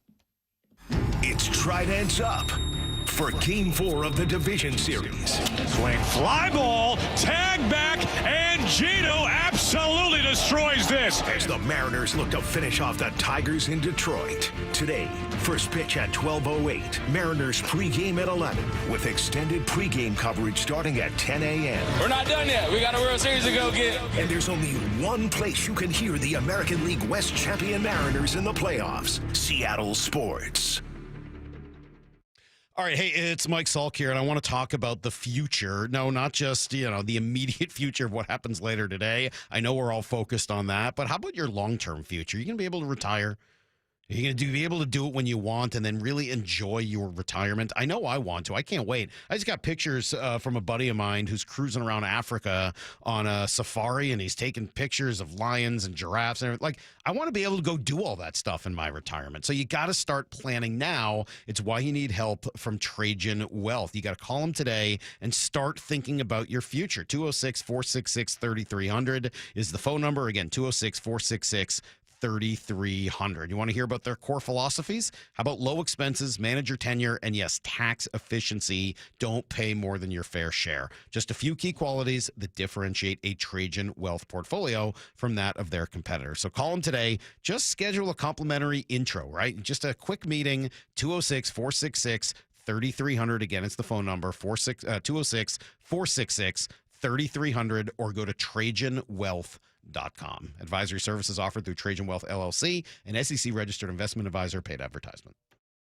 This message is brought to you by Navy Federal Credit Union. As a credit union dedicated to serving all veterans, active duty, and their families, we know that during the holiday season, every little bit counts. That's why for a limited time, you could earn a $250 cash bonus when you spend $2,500 on the Cash Rewards and Cash Rewards Plus cards in the first 90 days. Give joy, get joy. Join now at NavyFederal.org. Navy Federal Credit Union, our members are the mission. Navy Federal is insured by NCUA. Cashback terms and conditions apply. Visit NavyFederal.org/cash rewards for details. Offer ends 1/1/26. How can you free your team from time-consuming office tasks? Amazon Business. Smart business buying tools enable buyers to find and purchase items fast so they can focus on strategy and growth. Free up your team and focus on your future. Learn more at AmazonBusiness.com. Get 5 quarts of Valvoline full synthetic motor oil, a Wix filter, and a $15 gift card after rebate at O'Reilly Auto Parts. O'Reilly Auto Parts. Too many breakup songs getting you down? Put a little bossa nova in the playlist. Sometimes a different way is the better way. Like the SR 509 Expressway near SeaTac. Get a good-to-go pass to save $2 every time you use it, and on other toll roads in Washington. When it comes to the security of your business, doubts can creep in about who you're trusting to protect it. At Bail Arm, we got you. For nearly 80 years, we've been putting our customers' minds at ease with our advanced technology and personalized support. Feeling insecure about your current security service? Visit bailarm.com today. At Valvoline Instant Oil Change, we perform an 18-point maintenance check with every oil change to help make sure you're good to go. And? Yeah, you're good to go. Huh. Wonder why the dealership isn't that easy. Well, we'd let you know if we found something in our check. Oh, great. That was easy. Valvoline Instant Oil Change. Quick, thorough, and honest. Come with no charge. Seattle Sports has your chance to win 4 tickets to the Seahawks Monday Night Football game, October 20th. Head to the Seattle Sports app, click the Win tab in the bottom right corner, and enter to win. You can enter once per day, so the more times you enter through the Seattle Sports app, the better your odds. Do it every day, October 7th through October 13th. Details and rules at seattlesports.com/win. From the home of the Seahawks, Seattle Sports. Get rid of stubborn fat and address areas of loose skin with ProSculpt, the simple one-day permanent fat reduction and skin tightening treatment. Book your free consultation at prosculpt.com. Cancer impacts so many families, including mine. Former Washington Husky Mario Bailey here. My mother was treated for cancer at UW Medicine. As devastating as cancer is, there is hope, because the Cancer Vaccine Institute is developing vaccines to treat and prevent the deadliest cancers. Patients who received vaccines over 20 years ago are still alive today. Please join me and make a donation to the Cancer Vaccine Institute at local Safeway stores. Learn more at uwcvi.org. Eric Johnson here. I spent the past 30 years working to help make our community better informed, better protected when it comes to consumer issues, and better equipped to take on whatever life throws at us. That's why I love the free Washington Accident book series from Davis Law Group. These books keep us better informed about the law, better able to protect ourselves on and off the road, and better off when all is said and done after an accident. Chris Davis didn't have to write these books. He did it because he saw a need. People who were in accidents or other legal situations didn't know what to do, what pictures to take, documents to request. Only a tiny fraction of the people who get these free books will ever become clients of Davis Law Group, but that's not the point. Chris wrote them because it was the right thing to do. The free Washington Accident book series is a must-have for drivers who want to be prepared for whatever the road might throw at them. Get yours at WashingtonAccidentBooks.com. Hey, it's Tim Hunter, former Seattle radio goofball here with 2 words that aren't funny. Prostate cancer. Get your annual checkup. Keep an eye on that PSA number. And if you hear those 2 words like I did, talk to the folks at Swedish Cyberknife. 5 treatments, minimally invasive and technologically advanced over the other options. If you were a friend and I consider you one, I'd highly recommend Swedish Cyberknife. We are so lucky to have them right here in town. Do your research, but definitely visit swedish.org/cyberknife prostate. This hour of the Brock and Salk Show is powered by Star Rentals, preferred supplier to the West's best contractors. From the Quantum Fiber Studio, you're listening to Brock and Salk. Weekdays 6 to 10. On Seattle Sports and 97.3 FM HD2. Fun game last night, Brock, and it was my first opportunity to watch and listen to the broadcast at the same time. I was, of course, at the pizza place the other night, so it was on mute, unfortunately, and then at the game for game 2, and so it was my first FS2 experience slash MLB Network. More I thought I'd be upset about. I really wasn't. I was happy that the game was at a time where more people around Seattle could watch and listen and not be at work, so ultimately, I thought that was great, and hopefully your kids were able to get out of school and see it as well. But as I was watching, I just was scribbling notes to myself nonstop, and I thought it led to a whole bunch of quick conversations, which we usually call takeaways. Takeaways. And you know what? These may end up being tidbits. I don't know, but they're just sort of quick observations. Let me judge. All right. Well, I found myself, this one's kind of a big picture one, but I found myself as Dan rolled out the same lineup once again, and AJ Hinch moved things all around once again, thinking about the difference between stability and strategy.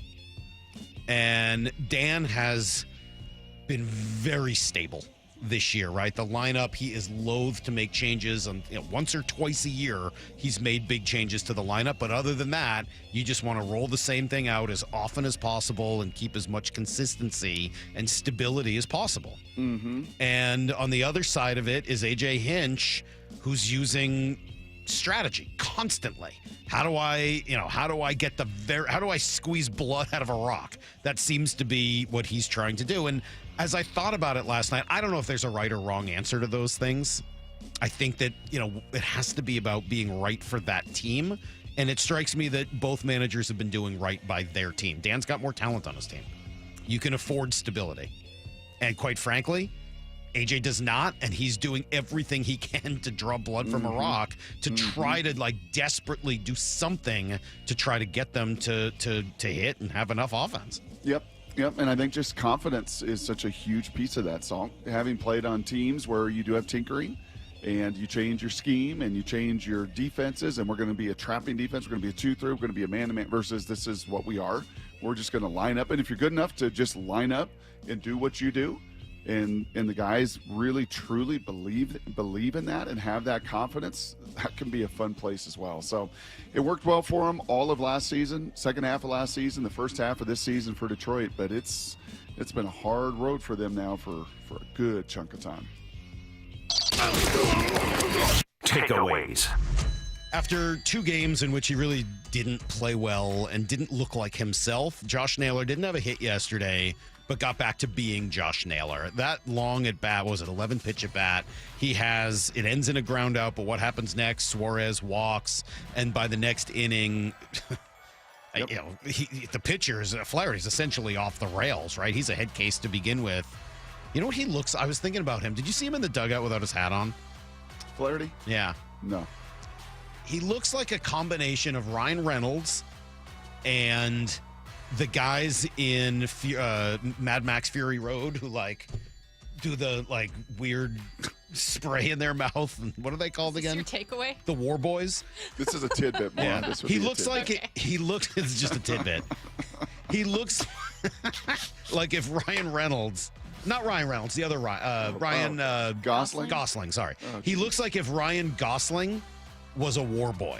Oh, thanks. Very specific. Yeah. I know, but I was thinking about it last night. He's war boy Ryan Gosling. Sorry, Ryan Reynolds. My bad. You know the story on Jack Flaherty and who he played high school ball with, right? No. Oh, this story's pretty famous. Clayton Kershaw? Not quite that famous like Stafford, but Jack Flaherty, Max Fried, and Lucas Giolito were all on the same high school team. Wow. At the same time. That's so crazy. There used to be one of those, David Wright, BJ Upton and somebody else were all those teams that are created like that is so crazy. I know that one, and I know that Nolan Arenado and Matt Chapman played together in high school. Some of those things are just nuts. Anyway, I felt like it got to Flaherty. The long at bat, and then and the next thing you know, he's just not the same guy. Like yeah, there that you guy? go. Yeah, That guy? the war boy. Yeah. But like if instead of that guy playing it, it's These were the things you were scribbling down. yeah, I wrote that down last night. wrong with you? That's just what I was thinking about. Bush. Yeah. Bush next. Oh, that's good too. He does also look a little bit like Brooks Koepka. That's true. That's a good one. Yeah, there's some Brooks Koepka in him. Yesterday, Brock, as we were talking through, what could happen in the game that night, and there was one name that was on the tip of my tongue, and I never ended up saying it, so this is not a claim of being right or anything like that, but I had this like flash in my head yesterday during the show of, who could really get this team going would be Victor Robles. And he did. He kind of ignited everything yesterday. He is a little spastic, a little ADD, ADHD. He's all over the place. He may make some moves and do some things that are confusing, whether it's stealing third for some bizarre reason late in the game with 2 outs, or, Or catching a ball that Julio front calls of him Julio. off on. Like, Yeah. what There are are you going to doing, be buddy? some moments with Victor where you scratch your head, but he also brings a unique amount of energy and and when he leads off with a double like that, rips one down the line, Yep. it did change the game yesterday. So I was, he was an impressive part of it. I didn't end up mentioning it, but that was the guy last night. That was the guy that they originally envisioned being their leadoff hitter throughout the year before he got hurt. Yep. I mean, do you have Suarez written down somewhere in your notes too? You want to get to Gino? Yeah, let's get to him next. All right, let's get to Gino because I have him next. Takeaways. You got to be happy for Gino, right? Oh my gosh. Don't you just have to be happy for Gino? The 0-1 pitch. Swing, fly ball, tag back, and Gino absolutely destroys this. It is gone out to left field. Eugenio Suarez, his first hit of the postseason, is not coming back. It is 3-0 Mariners. Obliteration in Detroit. A smash by Gino. 422 feet. Wow. That was crushed. I'm sorry, I'm laughing at this text from the 253. War boys, shiny and chrome. Fetch Flaherty, the organic mechanic. Witness me. That's really funny. Have you ever seen Fury Road? No. What? No. None of you guys have seen Mad Max Fury Road? I saw the one with Charlize Theron. Yeah, that Is one. That one is. Yeah. I don't remember. I apparently don't remember it that well. Oh, my There was God. like no words. When did they speak? War boys. It was just all action. He's always yelling at the war boys. Is that the apocalyptic movie in the desert? It's one of many, yes. Yeah, all right. You know what the best lookalike in baseball is? Post-apocalyptic. You know what the best lookalike in baseball is these days, right? And this one's gotten some real traction now over the years that everybody says Tyler Glass now looks like Cillian Murphy. Ah, I didn't know that. People put those two next to each other all the time. I'm and still it's operating in like really the close. early 2000s when Ted Lilly looked like Colin Farrell. Does that one work? Who does If I Gino knew who that Suarez was, I'd say look like? sure. Either of them? Ted Lilly, I Suarez- knew. Ted Who's Lilly, I Suarez knew. look like? Ted Lilly hasn't been in the news in 20 years. Colin Farrell's still making movies. Well, Ted Lilly's a baseball player. What do you expect? Yes, I knew Ted Lilly, the lefty for the Cubs. God. Anyway, really, Who's Suarez look like? he's unique. And what does this team look I don't like? know, I don't have a- What does this team look like if Didn't, Suarez hits no, one Justin of the had bunches? to look like for him. It was like someone from Dennis the Menace. Oh, you're right. It was a random character in Dennis the Menace, but I don't know who that is. It's like one of his friends. All I know is this dude's home run, and you'll hear this from Adam Wainwright in a couple hours, they come in bunches, man. Mm-hmm. And if home runs now come in bunches for Gino Suarez, this team's going to the World Series.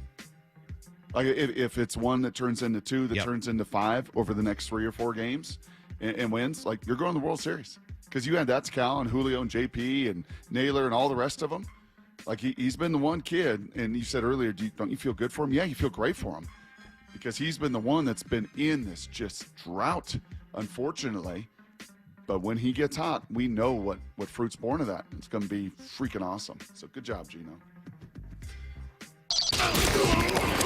Takeaways. All right, let's talk through it. 5th inning, 2 on, 1 out. Kerry Carpenter, 3rd time through. You knew it was going to happen, right? We've debated certainly the way it went in game 1, the way it went in game 2. Just, turning point, friction point moments for how watershed moments for the way these games go. In this case, yesterday, he got a fielder's choice out of it. probably should have been a double play, but not a great throwback from J.P. Crawford. This was the big moment in the game. Gilbert sets, stares home. In trouble here. The next pitch. Swinging a ground ball over to Polanco. Second baseman throws to Crawford. Over to first base, and it is picked. Is it picked? No, it's not. Naylor came off the base. He juggled the throw on a throw low in the dirt. Yeah, it was a little juggle, and then the umpire gave him the 6-7 celebration. I don't know what was going on there, but did you see the umpire hit him with a little 6-7? You know what that is? I mean, I have kids. Brock, you know what that is? Do you know about 6-7? 6-7. Yeah, Brock knows. We have kids, Lyle. All right. Oh, the umpire clearly hit him with a 6-7. He's like, oh, you dropped it. 6-7, 6-7. Yeah, no, I know. Believe me. Shout out to our goalie, Eliza, who won't stop talking about it. 6-7. She broke her wrist. Her dad texted me. He's like, she's out 6 weeks. I was like, or maybe 7. Like, I don't know. Anyway, what was different last night? I thought Dan made the right call. I probably would not have made it, by the way. I think I still would have gone to Spire. Third time through the lineup. I think I would have really thought about going to Spire. But a couple of things were different. One, you had a big lead. That helped. Mm-hmm. 2, he just hadn't thrown many pitches. Said it earlier. What was it? 61 versus 75, something like that. 62 versus 76. Like, he just hadn't thrown that many pitches. He also has reverse splits, so lefties don't hit him as well as righties do, which takes away some of what makes Carpenter so special. And the numbers with Carpenter specifically against Logan are not as insane as Carpenter against Bryce, or against George, rather, where you're like, okay, he just owns that dude. So was it the right move? It was yesterday, obviously, by result. Was it the right move?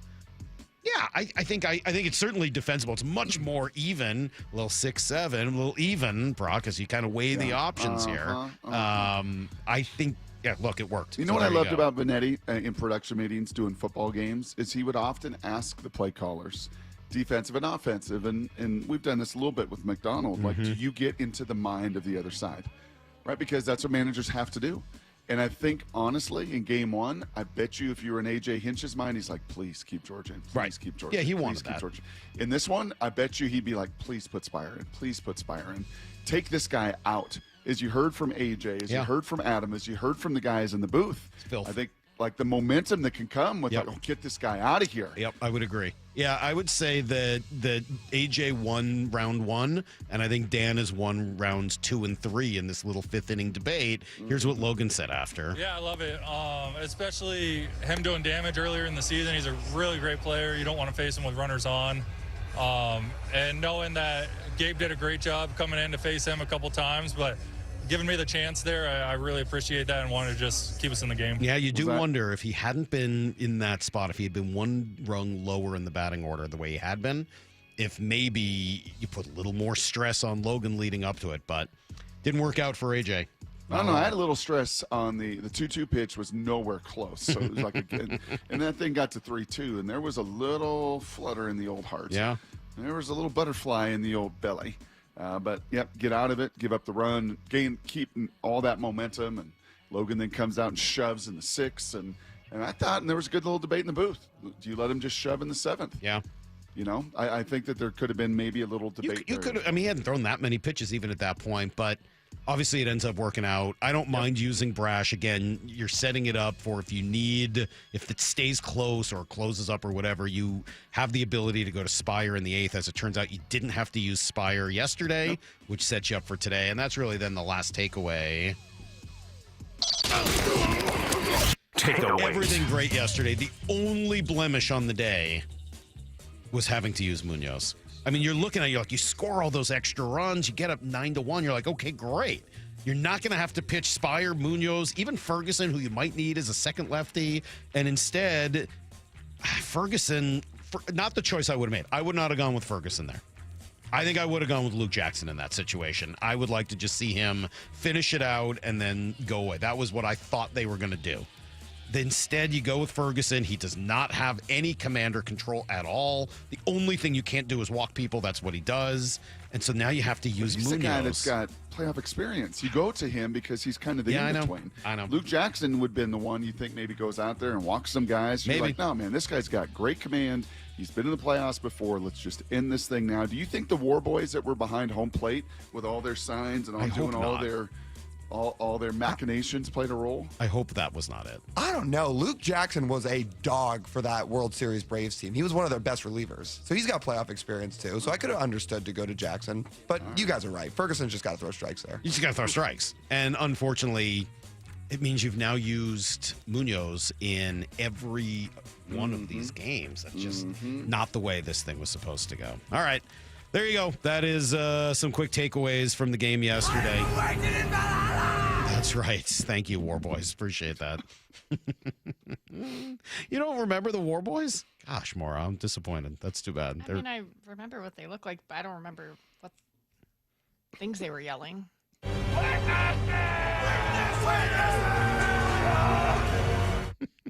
There they are. The War Boys. That movie was way too long to Oh my have God. like the stars had no lines. They I've seen didn't that talk. movie so many times. That's my favorite plane movie. If I'm on a plane, I can't like sleep for whatever reason, which is almost never. But if I just turn on Mad Max. Is this Fury Mad Road. What is it? What's the name of it? Mad Max Fury Okay. Road.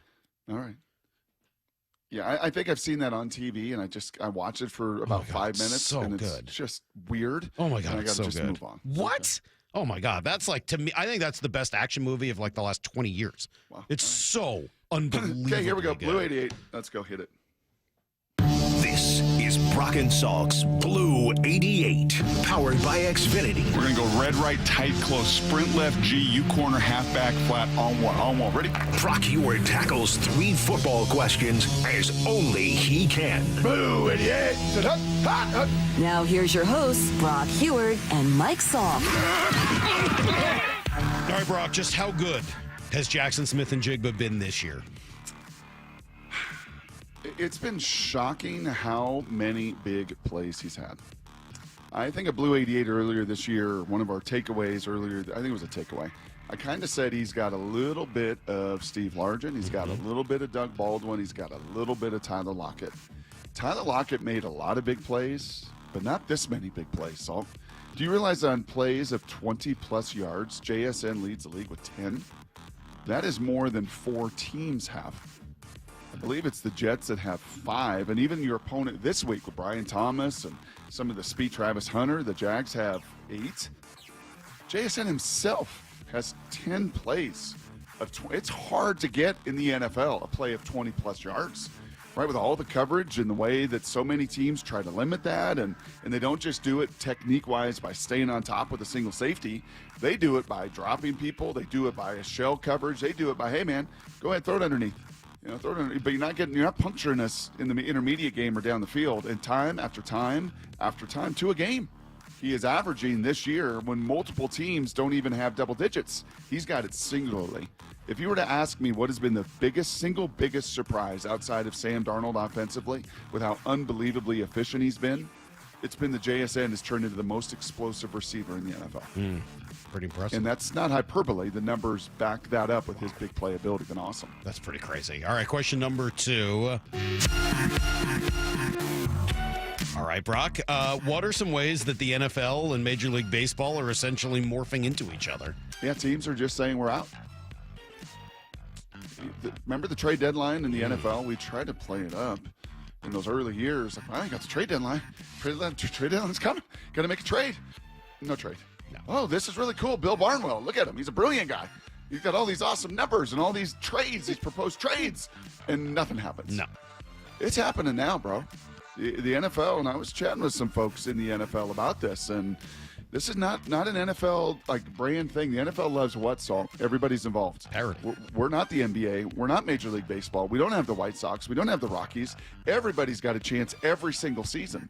It's why there's a cap. It's why there's a draft order. It's why they're scheduling the way they schedule. Like, you're not supposed to, in the month of September, drop your cards and say, yeah, we're out. We're out. We're done.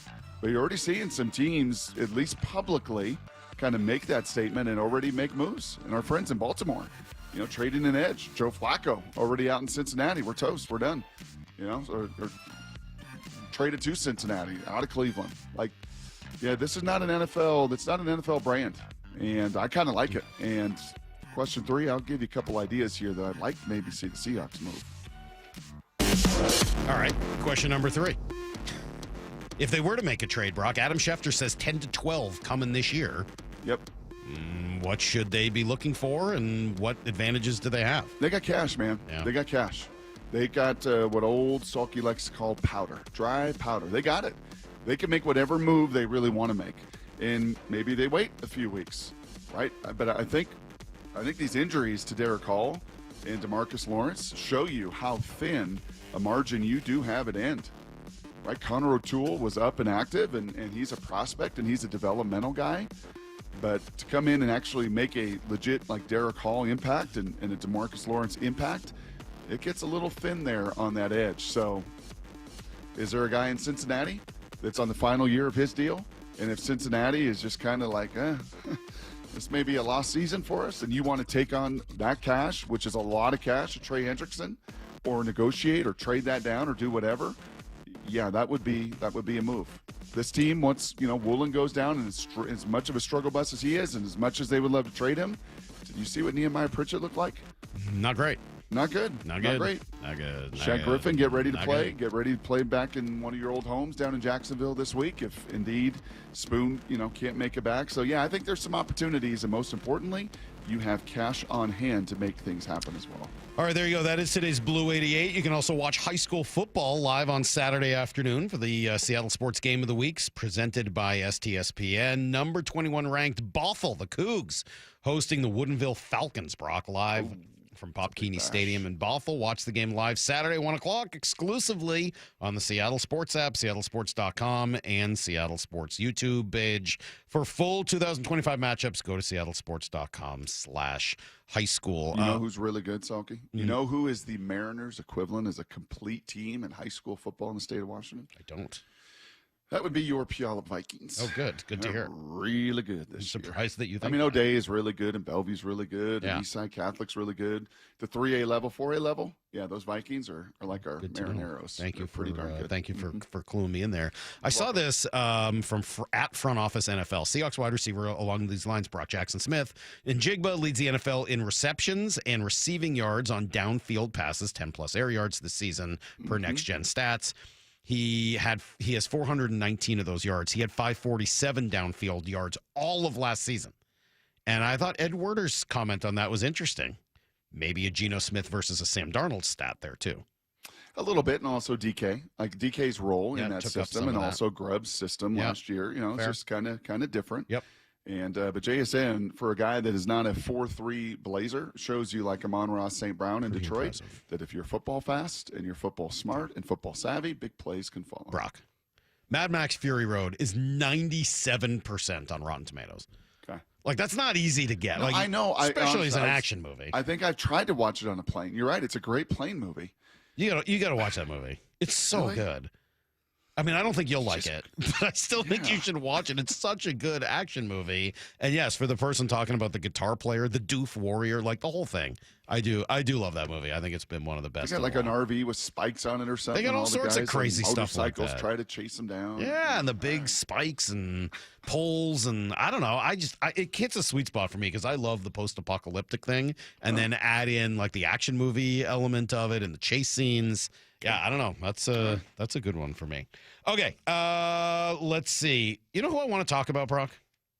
One of your favorite people, one of your favorite players. Next on Brock and Salk. MLB Network insider John Morosi every week with Wyman and Bob. Well, I had the pleasure of hanging out with Dave. Got a chance to do a couple shows with him. Oh, that was quite a weekend, my friend. And Dave, I got to tell you, Bob is all heart, man. He is all invested in these games. I'm so programmed to try to watch these tense games with an air of equanimity. But, man, I love how Bob brings the emotional investment to this. It is a great way to experience sports. See the full conversation on the Seattle Sports YouTube page. Wi-Fi. If you did, it'd be Xfinity, of course. And it'd come with their best state-of-the-art equipment. It would boost speeds to the devices that needed them most, prioritizing your most important connections, whether you were streaming, gaming, or gaming while pretending to work. And it would let you stream 4. That's right, 4 games on one screen. It would even power your mobile connection so you could bring faster, secure Wi-Fi speeds with you where you use it most. It would be proactive and fix problems before you knew you had them. Impressive, right? And it would have security features that protect you from threats at home and online. Kinda like a force field for your life. If you had the smartest Wi-Fi, well, everything would work together seamlessly to keep you connected, no matter what. Xfinity. Imagine that. Restrictions apply. Confidence is knowing you're ready to handle whatever comes your way. That's what it feels like to take on your workday with Cintas. They make sure your AEDs are up to date, your fire extinguishers are tested and inspected, your floor mats are cleaned and delivered, and your workwear looks good, feels good, and is freshly laundered with the Cintas Apparel Plus program. So are you ready to take on today? Visit Cintas.com. Oh, I'm ready! And get ready for the workday. Makita knows that pros never settle, and neither do we. With Makita, you get tools that perform at the highest level on every job without compromise. Makita is for the most detailed pros, expertly engineered to deliver precision, job after job. When your work calls for the best, call on Makita. Makita, built to be the best.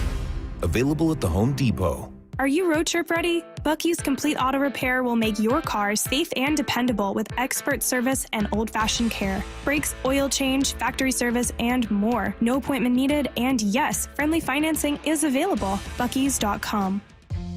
Ryan Roland Smith here. For more than 35 years, the NBA Health Insurance Trust has been helping local builders, contractors, and their employees save money and gain peace of mind. They offer customized group health plans from the state's leading insurance providers. Small and mid-sized businesses deserve big healthcare access.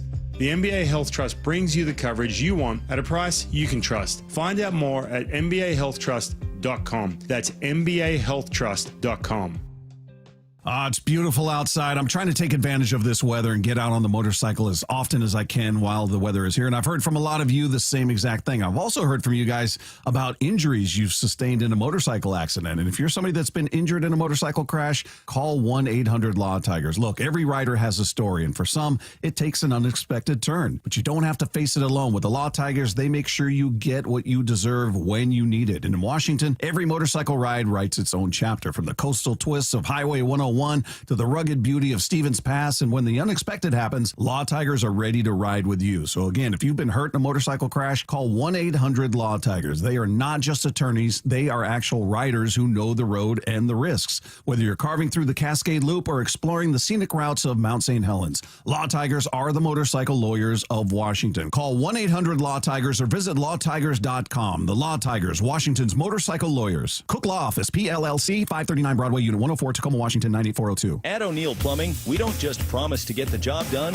we back it up. No travel charge, no show-up fee, no overinflated pricing, and no out-of-town owners. Just clean, fast, and professional each and every day. O'Neill Plumbing. Lowe's knows pros want more. Join My Lowe's Pro Rewards for free to get $20 off your first qualifying purchase of $100 or more just for signing up. Plus, enjoy free standard shipping and more ways to save on your next job.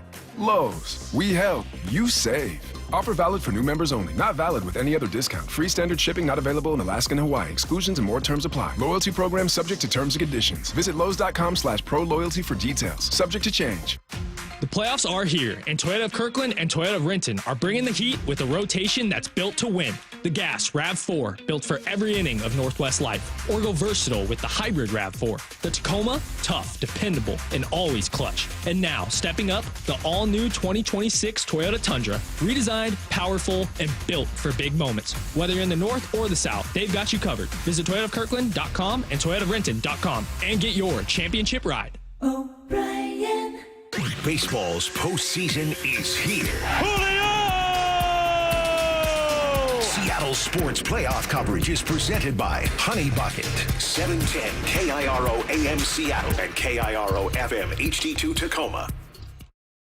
This hour is brought to you by Trajan Wealth Management. Get me a freaking auto! From the Quantum Fiber Studio, this is Brock and Salk on Seattle Sports. I don't read the internet, guys. Take the bull by the hands. And Brooke, you are.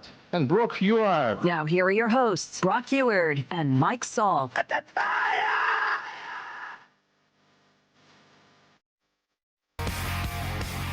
All right, let's see. We will talk to Joel Klatt in 30 minutes. We will talk to Adam Wainwright at 9:30. We've got Trash Takes. Busy morning, of course, but most of the focus on what we saw last night and what we can expect later today. Let's do both here over the next 10 minutes, Brock. And starting last night, that was Logan the Horse. Yep. I know Walter, sort of the phrase, the word that everybody uses, and it's the right one. That's what he calls, or that's what he calls himself, and what his teammates call him, and Cal calls him in those moments. But I just felt like he was a horse last night. Yep. Just standing up there, and good luck, man. He had the fastball doing what he needed it to, and then more importantly, maybe he just had that splitter, and they had no chance. No chance against it. It's funny, that splitter almost dances at times like a knuckleball. A little bit. Right? And sometimes they show the spin of some of that and the lack thereof, and the spin rate of the slider and the spin rate of the fastball compared to the spin rate of that splitter that just floats. And when it starts in the zone in any way, right? Or just out of the zone, and then it goes into the zone and then out of the zone. Like I don't know how you hit him. And he's not Randy Johnson. Randy was 6'10", and Randy would just have that scowl, and he was just fire. Right. And he was so imposing out there. But when Logan is on, and we know his release point, and we know his length, and we know where that it's just no fun. Like, no thank you. Like some of these defenses and front fours that I talk about in football as a quarterback, and you're like, no thanks. I don't want any of this. And, I thought he just came out from the jump and imposed his will. And when he does that, and he's 96 and he's 97, he is no fun for that guy in the batter's box. Yeah, that was the guy that we haven't seen enough of this year. That was the guy they tapped to be the opening day starter. That's right. Right? I mean, and he was excellent. I mean, like that is Logan Gilbert at his peak performance. Maybe he could have gone deeper into the game, and in a regular season game, he probably goes back out for the 7th and maybe even beyond that, because why not? In a postseason game, you got to make sure you get him out before there's a problem. But I just kudos and hat tip and everything else to him. He was awesome, and just that relationship with him and Cal. They told the story last night. Did you hear Tom Verducci telling the story of Rob Mumau, the scout, who was the area scout who looked at both of them and knew about Logan having mono and knew about Cal and the finger thumb issue? And I didn't realize that was who it was. I actually know Rob a little bit, and I haven't talked to him in forever. So when I say know him a little bit, I don't mean like, we go out to dinner together, but I texted with him a little bit last night, and maybe we'll even try to get him on next week or something, because that is a really cool story of the way, like, his inside knowledge of what was going on with those two guys was more important than the lack of numbers they put up that season, because he knew what was behind it and what the real story was of who they really could be. It's kind of what Scott Hunter was talking about with us, right? With the depths that you go to and the margins that in edges they chase as well through all of that scouting, is it's not just their composite numbers.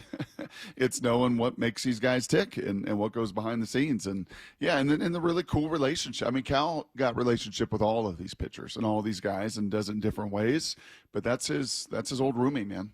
And to see them deliver on this stage and now put yourself in position to be 27 outs away from going to the ALCS. And of course, when you ask Logan about it, hey, what was great about that win? Does he point to himself? No. Yeah, it's a huge game, a lot of momentum, and I've been saying it for a while. This is the most complete team I've been on and seen.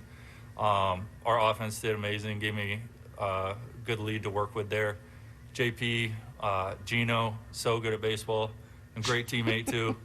And Cal doing what he does, of course. So just having all those guys, such a deep lineup. They do a great job. Defense played great. So I think that's, like you said, it's kind of, I think, the game that shows how complete our team is. All right, so now let's fast forward to tonight.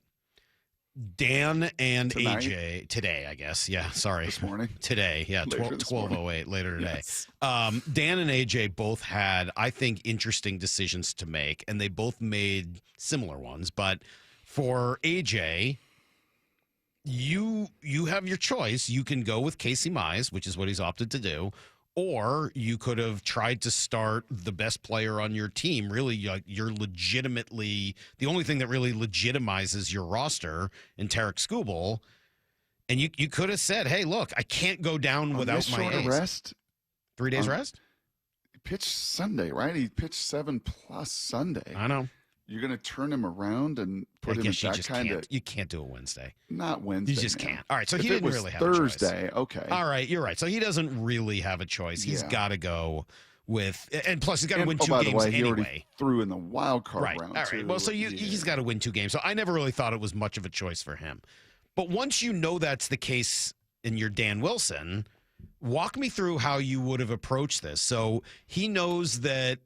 And by the way, can I pause you for a second? Yeah. And this is legitimate because it was based on the outcome of last night, right? We heard that Dan said that yesterday when I asked, hey, how are you going to set this thing up after Logan? And he was basically like, well, we'll see how tonight goes. So we know that there could have been some different iterations for the Mariners where I don't think there was for Detroit. No, all right. So I agree with you. Detroit, they just couldn't do it timing wise. But from a Mariner perspective, Skubal's waiting in Game 5, which puts a little bit of pressure on tonight. I think the fact that they beat him already and beat him twice in the regular season and they'd be coming home maybe minimizes some of that. But you really don't want to face Tarek Skubal again, right? He's going to make it. He's going to make it a game, and it's going to be on regular rest. So Correct. all of that sort of jumps out to you that is lurking. Is there any thought of going for the jugular today and saying, let's go George Kirby and everybody else and sort of, try to throw everything at this game, knowing that Luis Castillo goes on regular rest in Game 5? You got that opportunity. Yes. Yeah. And I think you watch Bryce warm up, and I think his bullpen and how is everything cooking, and does he feel as good as, he feels? Okay. But yes, you make sure George and everybody else. Hey, is boys. George up and ready? Is he your first guy out of the pen today? If this is one of those starts that's like 2 1/3, 3 1/3, and 1 run for Bryce Miller, and then you're into the pen in the 3rd or 4th inning, is George your first call? Are you going to mess around with Emerson Hancock? Do you want to start going straight to the Bizzardos of the world and then see if you need to use someone like Kirby later?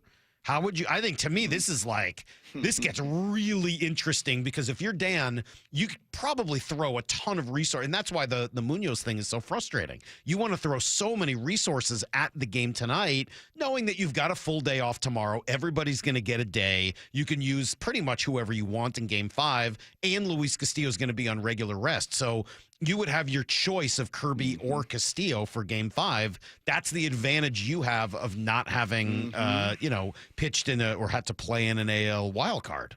Yep. What do you do? Who's your first guy off? I mean, you're going to start Bryce. I think that's the right move, by the way. I don't know whether I definitely would have done it, but I think that's the right move. You've got to have a quick hook.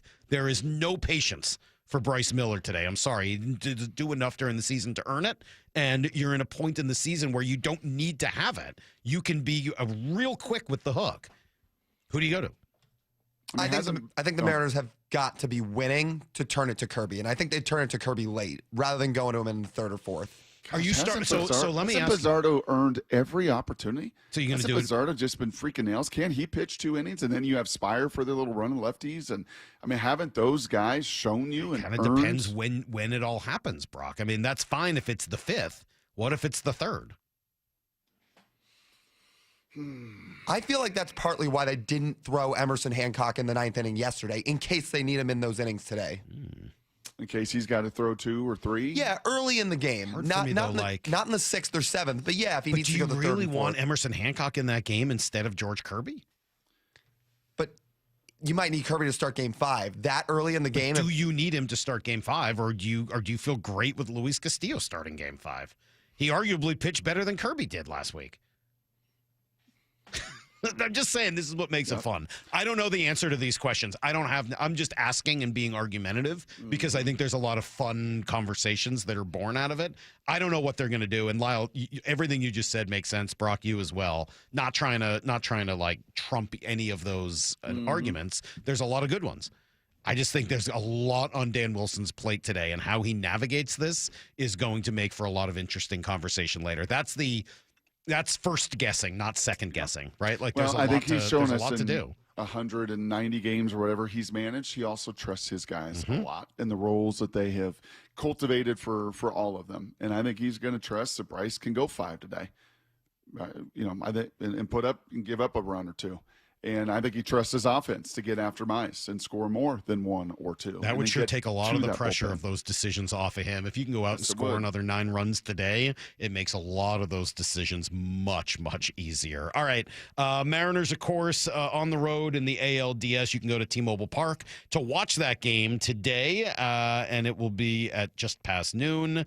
Tickets for general admission, $15. Season ticket members can access discounted $10 tickets. Go to mariners.com/watchparty to get your tickets today. We'll come back here with everything you need to know, and then Joel Klatt right after that for a little bit of football talk, and then back to the baseball. It's Brock and Salk, Seattle Sports on 710 and the Seattle Sports app.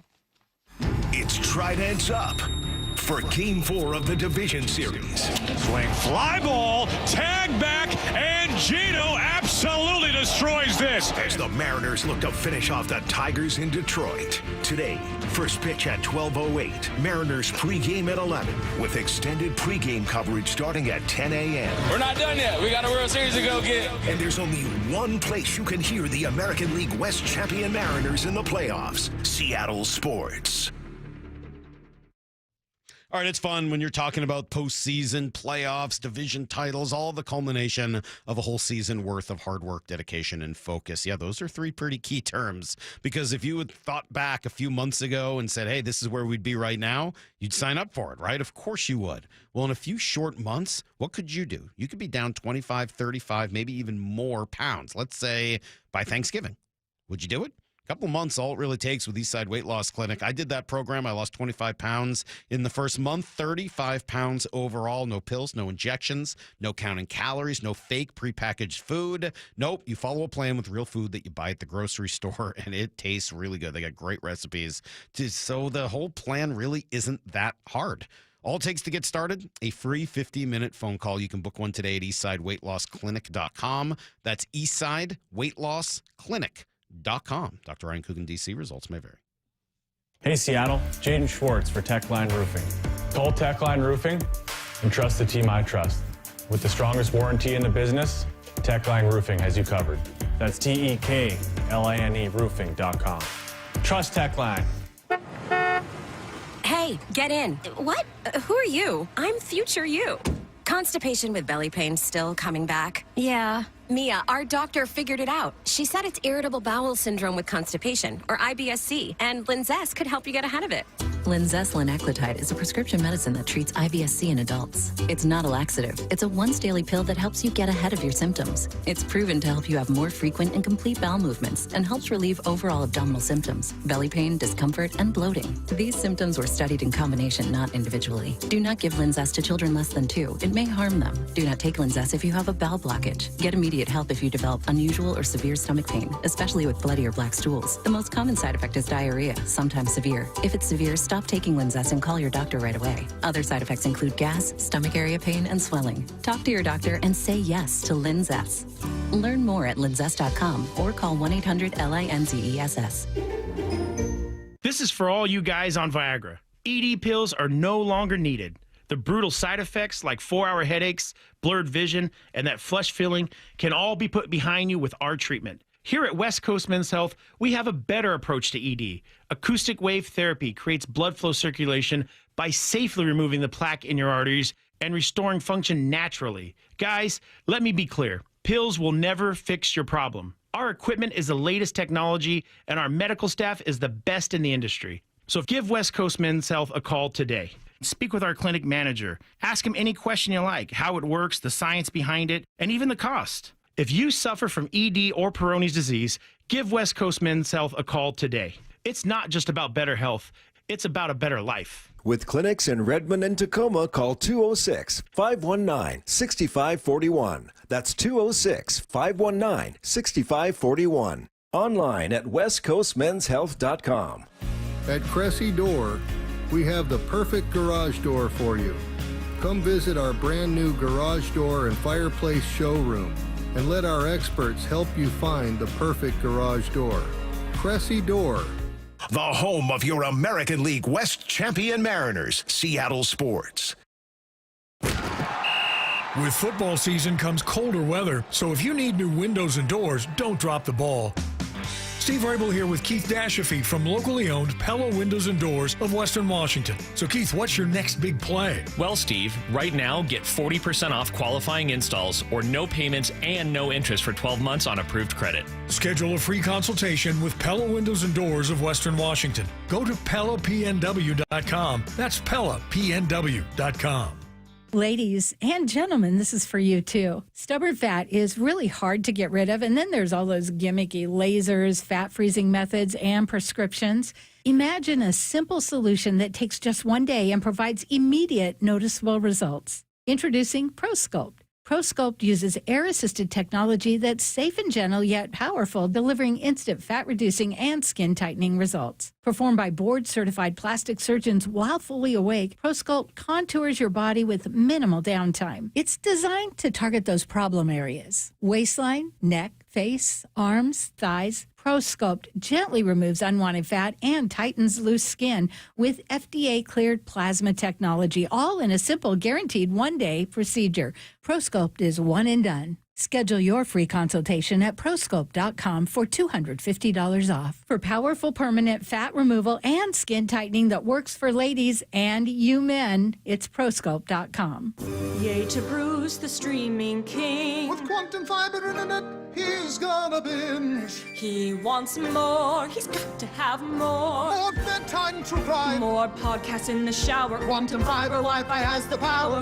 More fast internet speed. He's got the gigs to go big, bring him the games. Right now. And his royal we. More sports non-stop, his quantum fiber's on top. Yay to you. Switch today at quantumfiber.com. Limited availability, service and speed in select locations only. Need to know.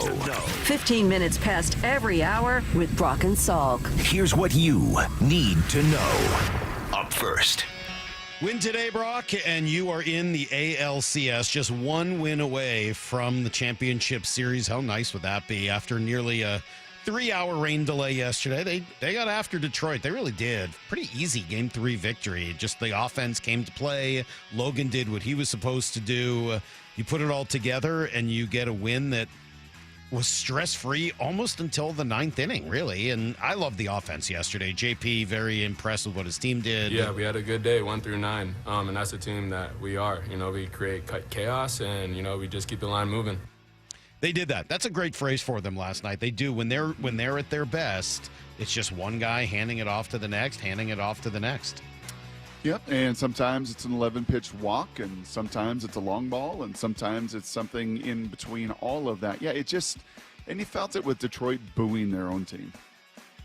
In an ALDS game, like booing their team. It doesn't feel right. But you think about what they've done over the last month and a half, like – it's not just about the ALDS game. It's about the epic collapse in September. Correct. And, you know, Detroit may not get the same reputation as Boston, New York, and Philly, but it's basically the same. They're a very, very tough market there in terms of being hard on their teams. Yes. Yeah, that was a culmination of all the frustration and seeing the bad-at-bats and just watching a complete team deconstruct you in your building after, you know, they got the first game. Gave them and they won the wild card, right? And then they got sloppy. I mean, I kind of felt like Detroit quit last night. I know they battled back a little bit in the 9th inning, but most of that was just bad pitching with Ferguson just not able to throw strikes. You start making mental errors and the physical errors in right field, lazy errors. Yeah, I don't blame them for booing, and I did feel like Detroit kind of quit last night. I know you told me that major leaguers don't quit. I have a hard time thinking a playoff game that you're going to quote-unquote quit. Oof. When your opponent imposes your will, does it look that way? Does it look like they deconstructed you and took away your sense of belief and confidence? Sure, but quit? Nah. They'll kind of look like they quit. And they'll bounce back today, and they'll believe that, hey, man, if we get this one today, we're going to put the I'm not pressure saying they all quit back forever. on the other one. It looked like they quit last night. I don't think Detroit's going to do much of anything. I think they're toast. Here's the second thing you need to know. Well, either way, they're going to have to do it against Bryce Miller. He gets named the ALDS Game 4 starter. You know, I'm excited, ready to go. You know, I haven't thrown in a few days, and it's been a long week. You know, I've threw a couple bullpens and worked on some things, but overall I feel really good and ready to get out there. What did Jeff Passan tell us the other day?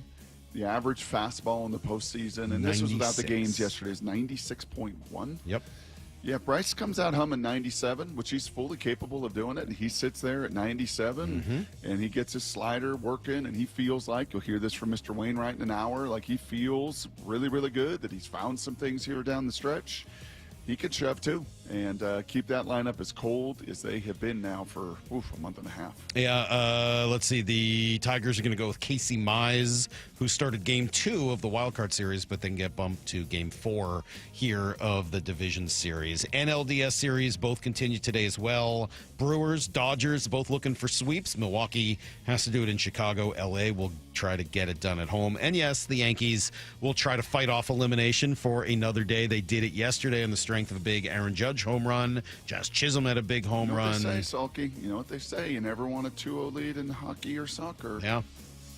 And all of a sudden... Don't you like the Mariners 2-1 lead more than the Blue Jays 2-1 lead? Like, don't you like the 2-1 lead after having been up? Oh, for sure. Absolutely. Having totally been different. tied 1-1. Yeah, when you're up 2-0 and then you're up 6-1. Yeah, there's a lot of pressure. And you have a chance to finish the Yankees off, and you don't. Yeah, you and I see that one very differently, or very similarly, rather. Yes. I think that is an iffy spot for Toronto to be in. We'll see what they have left here in Game 4 later. They get the 5 o'clock game since the Mariners obviously have to give up prime time to the Yankees, obviously. Here's the third thing you need to know. God forbid. Let's see. Seahawks fell a couple spots in the old power rankings for ESPN, Brock, from 9th to 11th. They are one spot ahead of Jacksonville. Good question you asked yesterday, who they will play on Sunday. Did you see? So Jonathan Gannon had to apologize yesterday for the little altercation on the sidelines where he shoved his running back, Amari DiMercato, who had fumbled a would-be touchdown at the 1-yard line while celebrating too early. They fined him $100,000. The Cardinals did. The NFL said that they're not going to do anything beyond that. Our friend Dan Bickley at our sister station down there in Florida, in Arizona, who is awesome and a great guy and a really good writer and host and everything. His quote was, "Elite buffoonery and mind-boggling mistakes." Yep. Isn't that just kind of who that team is? Yep. And then a really, really franchise. bad luck for Mr. Gannon as well. Just don't put your hands on a play. I don't care if you were, trying to give him a high five. Just, you don't put your hands on it. Just don't do that. Yeah, not in a tense moment like that, right? I mean, it really does not play well. It does not look good for him at all. All right, there you go. That is everything you need to know. 1/4 every hour, of course, here on the Brock and Salk And he's Show. gone, according to Vegas, to the highest odds now, the first NFL coach fired. Well, doesn't it kind of feel that way?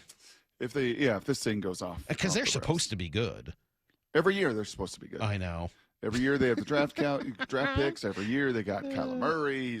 And every year I don't buy it, and every year that's rewarding.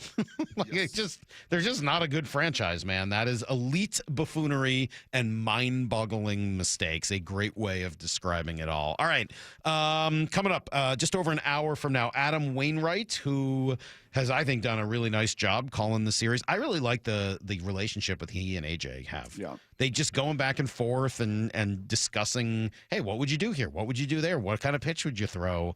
I think that's worked Adam's very got well. a little Logan Gilbert to him. And I think after talking to him, I felt even more of that. Of just, he says some things that are just fun. Yeah. And It's funny. I thought you were going to compare him to Bryce. Bryce got, a little bit. Bryce got a little more of that cocksuredness Texan. True.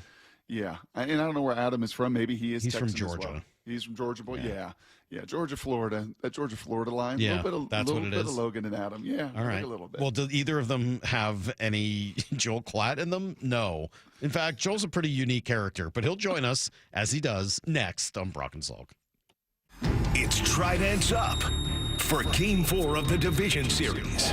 Swing, fly ball, tag back, and Gino absolutely destroys this. As the Mariners look to finish off the Tigers in Detroit. Today, first pitch at 12:08. Mariners pregame at 11 with extended pregame coverage starting at 10 a.m. We're not done yet. We got a World Series to go get. And there's only one place you can hear the American League West champion Mariners in the playoffs, Seattle Sports.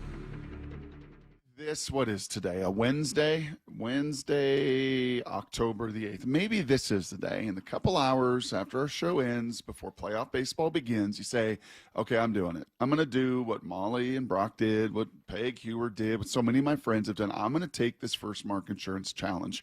You're in a situation where you're frustrated. You don't know if you're paying the right amount. You don't know why your premiums are rising. You don't know what you have covered. Then do what we did.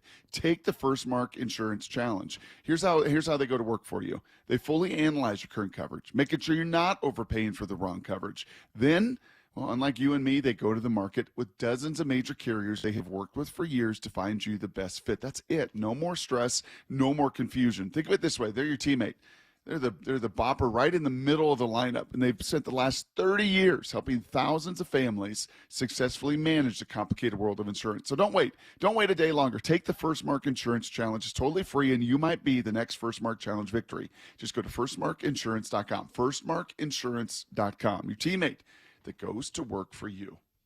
Hi, it's me, Flo, here to tell you that with the Progressive Home and Auto Bundle, you get 24/7 protection, so you're covered no matter where the day takes you. Even I added too much water to the pizza dough day? Yep. How about getting a call from my daughter to pick her up at the airport because her boyfriend is unreliable day? Especially that day. What about finding out that one of my pipes suddenly burst in my basement day? Progressive has every day covered 24/7 with a Home and Auto Bundle. Also, you have a lot of bad days. Oh no, that was all the same day. At least you're covered with Progressive.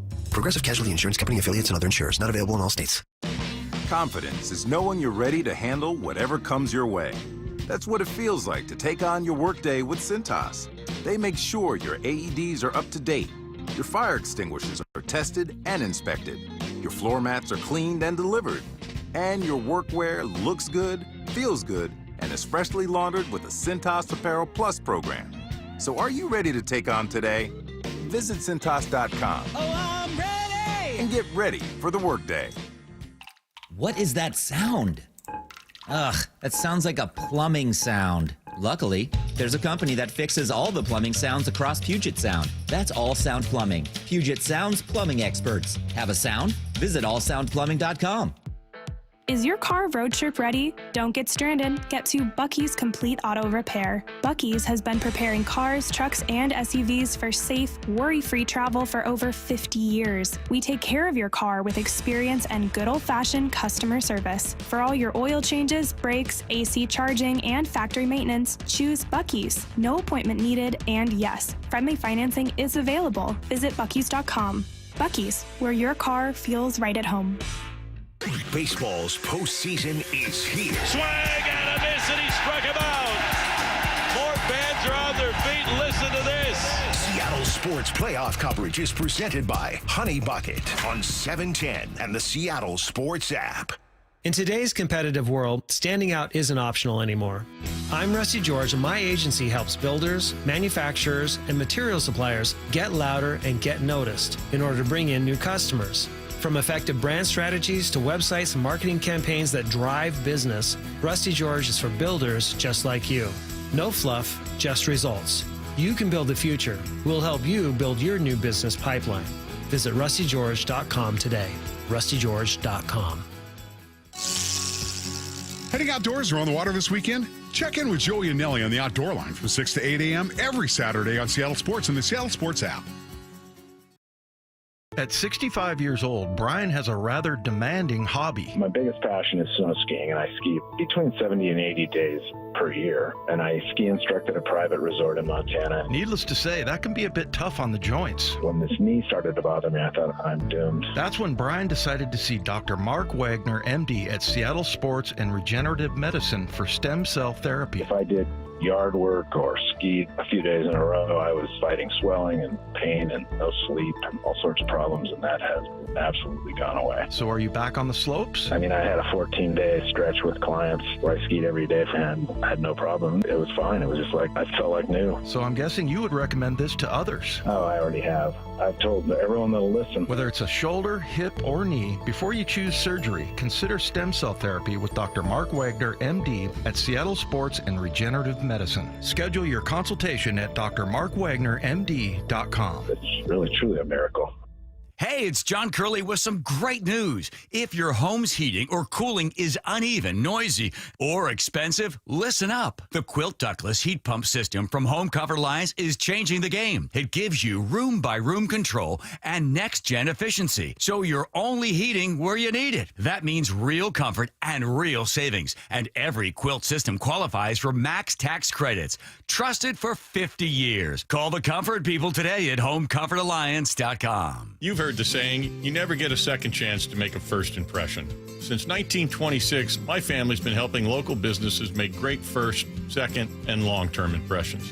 We know how to make your company look good with quality uniforms, logoed apparel, floor mats, linens, and more. If you're paying for linen service or doing it yourself, let's have the conversation. The information and quote are free, but the savings and service can really add up. Visit suplinen.com. Superior Linen Service. It's what we do.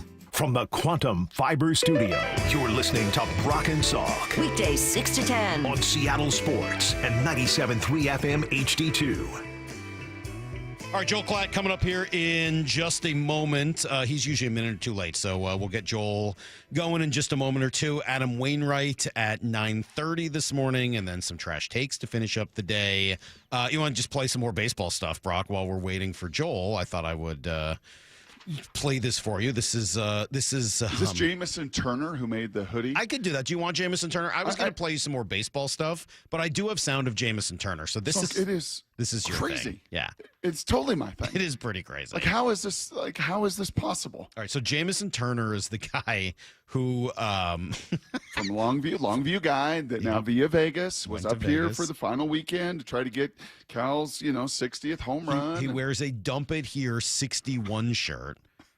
And the ball comes to him. It's unbelievable. Well, I made the shirt and the number 62 for after I catch the 61. I made it last week because I went to the final regular season game in Seattle. And this is just overwhelming. So I decided to fly out here and see if I could get one more shot. And it's unbelievable. I mean, it's pretty lucky. I mean, just the whole thing is really crazy. So there he is, Brock. He got a whole meet and greet with everybody. I guess Justin Hollander was excited about it. I saw a picture of Hollander, all those.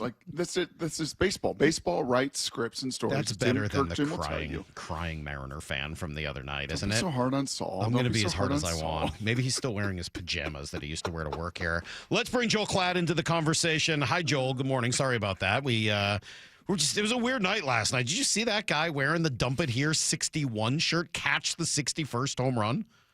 I didn't see it. I saw highlights of it, obviously, but I wasn't watching live. That is pretty awesome, though. I mean, especially because it says Dump It Here, right? It's a great nickname, and it's just come on. That's incredible. What's the best nickname you have heard in your life?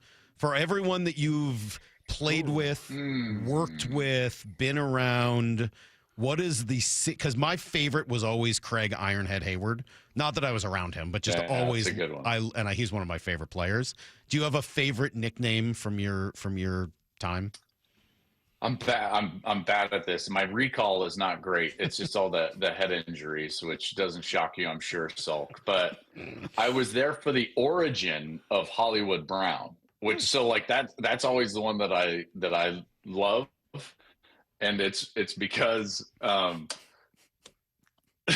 it was a mistake to start with, because the boards were like maybe sloppy, and Marquise Brown makes a catch, and this is before he had like really done anything. It was a game against Kansas State, and it was a nondescript like little out route on third down in like the second quarter, and our former spotter points down, but he points at the city where he's from and not the name. So it was announced just like Hollywood with the catch, and then during the commercial, I was asked like, hey, did I call him Hollywood? And I was like, yeah, like you did. And he kind of goes like this and he nods. And then he says, Hollywood sounds better. And the next catch he made, he goes, Hollywood. And I was just like, you betcha, man. I didn't know that. I didn't realize that. That's great. Yeah. So does he embrace it? Oh, yeah. So later in the year, we go into Oklahoma, and by this point, we had called like the Oklahoma State-Oklahoma game where Hollywood and Baker go off, right? And it's just like fireworks. It's the old Big 12. Look at you. You got your Oklahoma State half zip on right now. Yeah. Look, it's bedlam. It's just like, pew, pew, pew, pew, pew, just fireworks. And we went in later that year, and so Gus had called him Hollywood. Where is this? Who is this kid? Where does he come from? All this. It's legendary. And so we go in, and Hollywood beelines it for us in the facility. And he opens up his jacket, and he's got a chain that says Hollywood. And I'm like, yes, this is incredible. So he dove totally in. That's awesome. So good. Speaking of Baker Mayfield, we got to see him complete 88% of his passes for 340 yards. We got to watch Sam Darnold complete 82% of his passes for 340-something yards. First time in NFL history, Joel, two quarterbacks playing against each other were that productive. We've talked about Sam with you the last couple weeks. We can throw Baker into this conversation as well. How are they doing this? How at this stage of their career in their late 20s, having this once again, this kind of production, this kind of, frankly, dominance right now in the league? I mean, it's shocking. You and I played the position back in the day. I remember when 70% was unheard of. You remember those days? And granted, it's a little bit different now because the advent, and this was really, in the 80s when the 49ers really dove heavily into the West Coast system, and the advent of the short passing game being a complement or in some cases replacing the run game, and so there's no doubt that the air yards per completion are down from what it used to be, but it's the level of precision, and the level of detail that goes on to do that. It's hard to do that in 7-on-7. It's hard to do that in routes on air, to be quite frank with you, if you're my ability or lack thereof to do something like that. I think it also speaks to these two guys pouring into their craft, and you can start to play like that when the offense becomes a part of you. Like, for example, guys, none of us think about driving a car, right? It's just a part of us. You stop, you put your blinker on. You're not cognizantly like, okay, I've got to put my blinker on now and do all. And the level of play that those two guys showed, it's all reaction, and it's just oozing out of them. It's just a part of them operating those offenses. And I think that the timing that they played with, it was exquisite. The plays that they made, you've got to have like ridiculous competitive character to just like not be denied. But man, it was fun to watch. I got to tell you, and without a dog in the fight, I'm just sitting there watching this beautiful competition of quarterback play. And unfortunately for you guys, at least, when I'm watching that, I'm thinking to myself, like, I know Baker enough. Like, he's not going to be denied here. Like, when Baker gets a whiff, it's like, okay, this guy's going to find a way to win the football game. And ultimately they did. Baker kind of strikes me as fun Darnold.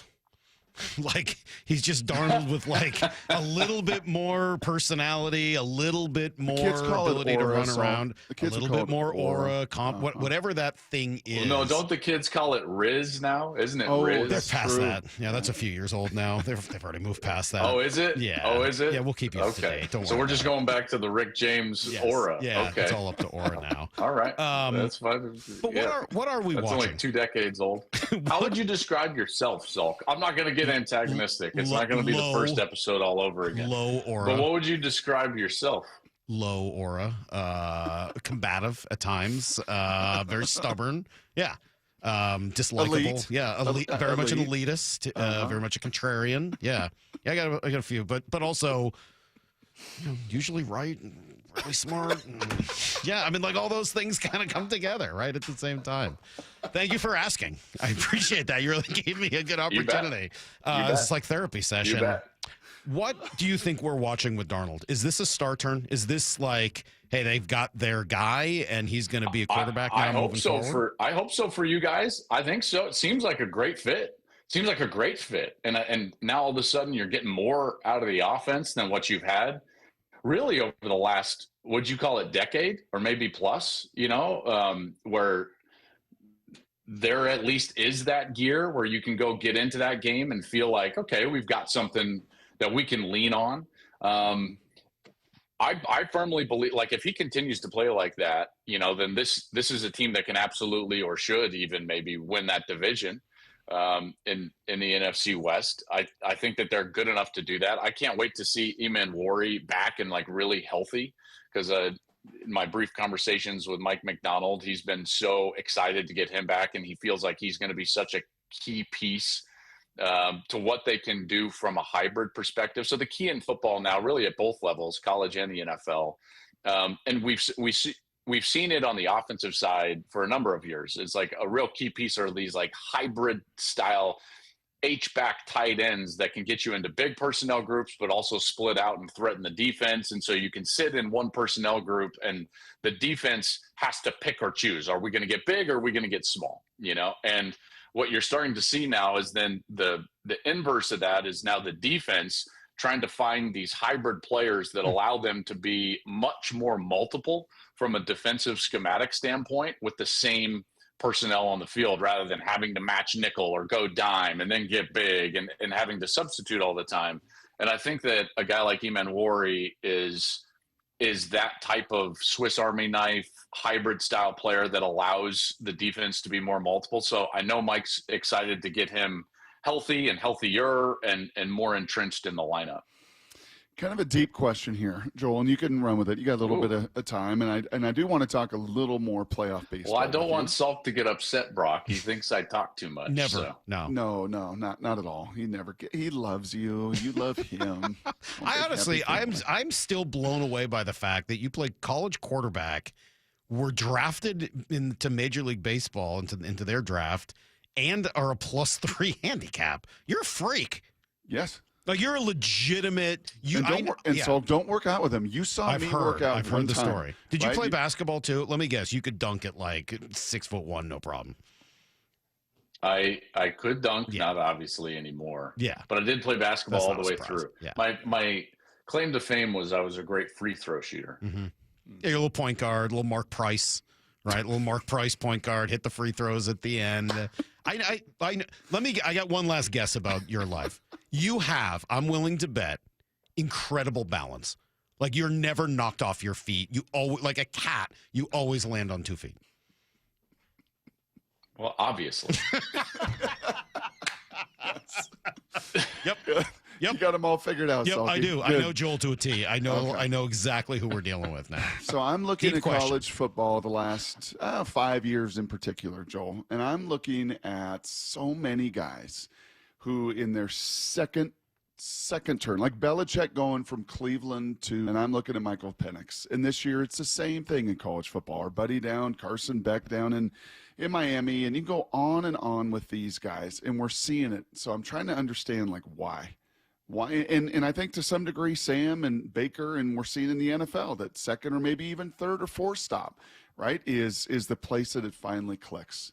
Why are we seeing this so much in today's college football?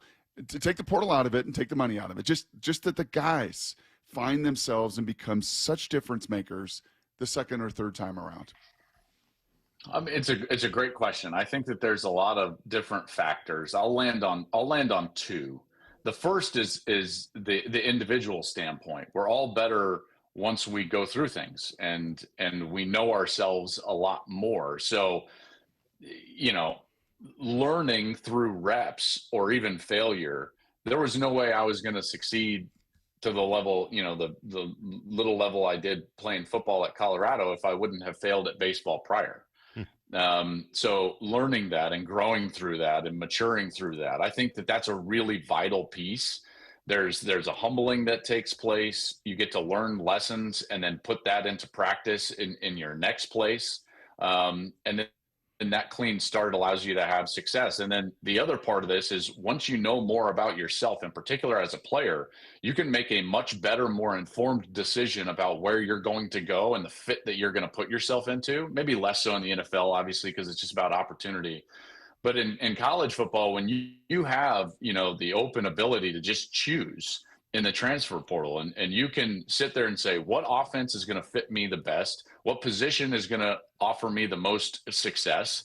So you learn yourself for a couple of years. Maybe it doesn't go well, and then you can put yourself in the best possible situation. I think Dante Moore did that at Oregon. This is his second stop after starting, what was it, Brock, 6 games for UCLA as a true freshman, I want to say. Yep. He's obviously playing really well. We saw that with Penix. And we continue to see that, down the road. Now, there also are, and I don't think it's exclusive to those players, because we are also seeing guys that are really flourishing at their original school, like Ty Simpson and CJ Carr at Notre Dame. And these guys are playing really good football. So I think it has to do with the maturity of the individual, growing through mistakes, and then also the more knowledge you have about yourself and the whole process, you're going to put yourself in a better position to succeed. And all of those things are I think, why it's trending in that direction. Yeah, I mean, the word that jumps out to me there as you talk through that is fit. Whether it's choosing the right fit or coaches over time realizing what the right fit is for you. Yeah, like Sam's a great Sam fit Darnold with Seattle right now. Mm-hmm. Yes, he fits a lot better. And there are certain organizations that are going to allow guys to have more success than others. It's like you can't go to the Browns. It's like Dylan Gabriel right now is just auditioning for the rest of the league. That's all he's doing. And then Shadour's going to get his time, though, right? Is he? You can't give that answer and get another chance. Oh, you didn't like the mime? Yeah. It really, it is. I want to root for Shador. I really do. I do too. There's a huge part of me that wants to root for him, but I can't defend. Here's the thing: is Salk, he's a good player. So why is he doing? Is this his dad that's messed with him? Why is he like that? No. I mean, that's beyond a question that I can answer. The problem is if this doesn't work out, what team takes what they know about him and they say oh yeah, we definitely want that in our building. Mm-hmm.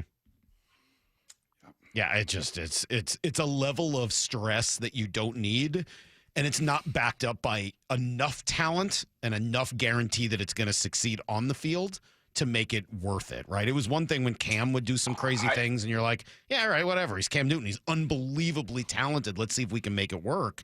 Shador may be talented, but he's not in that stratosphere. So how can you take a chance on it? I don't know. I hope it works out for him. Like I said, I've met him several times and chatted with him several times. He's a good kid and a good player, and I root for him, and I root for him hard.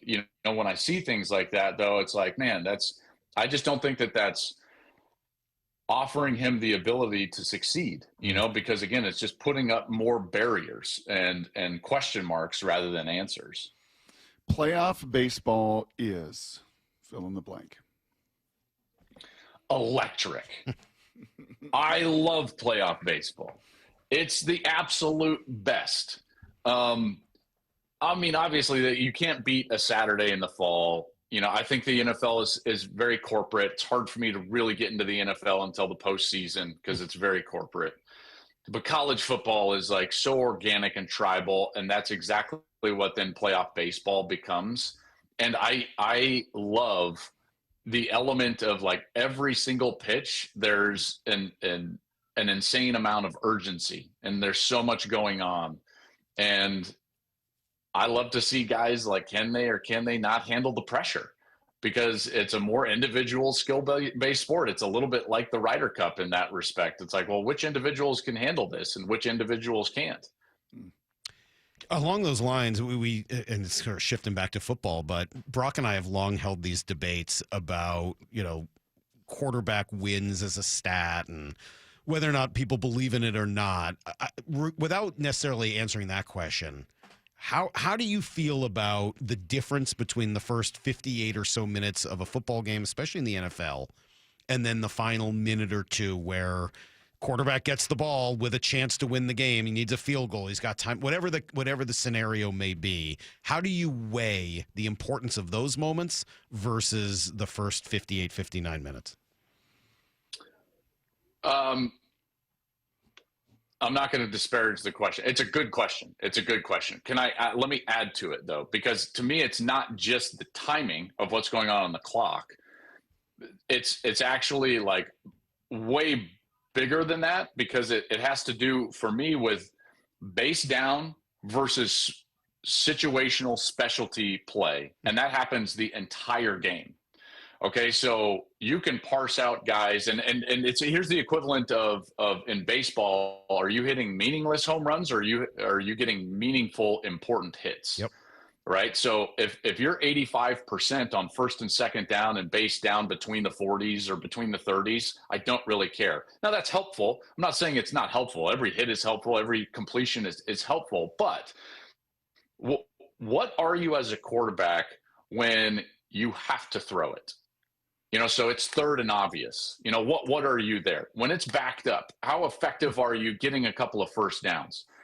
When you're in the red area, how effective are you in tight window throws, creating touchdowns and not just field goals? And then that bleeds into the timing situation. What are you in the last 2 minutes of each half? What are you in the last 2 minutes of the game? Can you operate those systems? Because to me, that's where the great quarterbacks separate themselves versus the guys that are just like, good, but not great. And we constantly talk about this, and it goes into the debate of like, well, is he elite or not?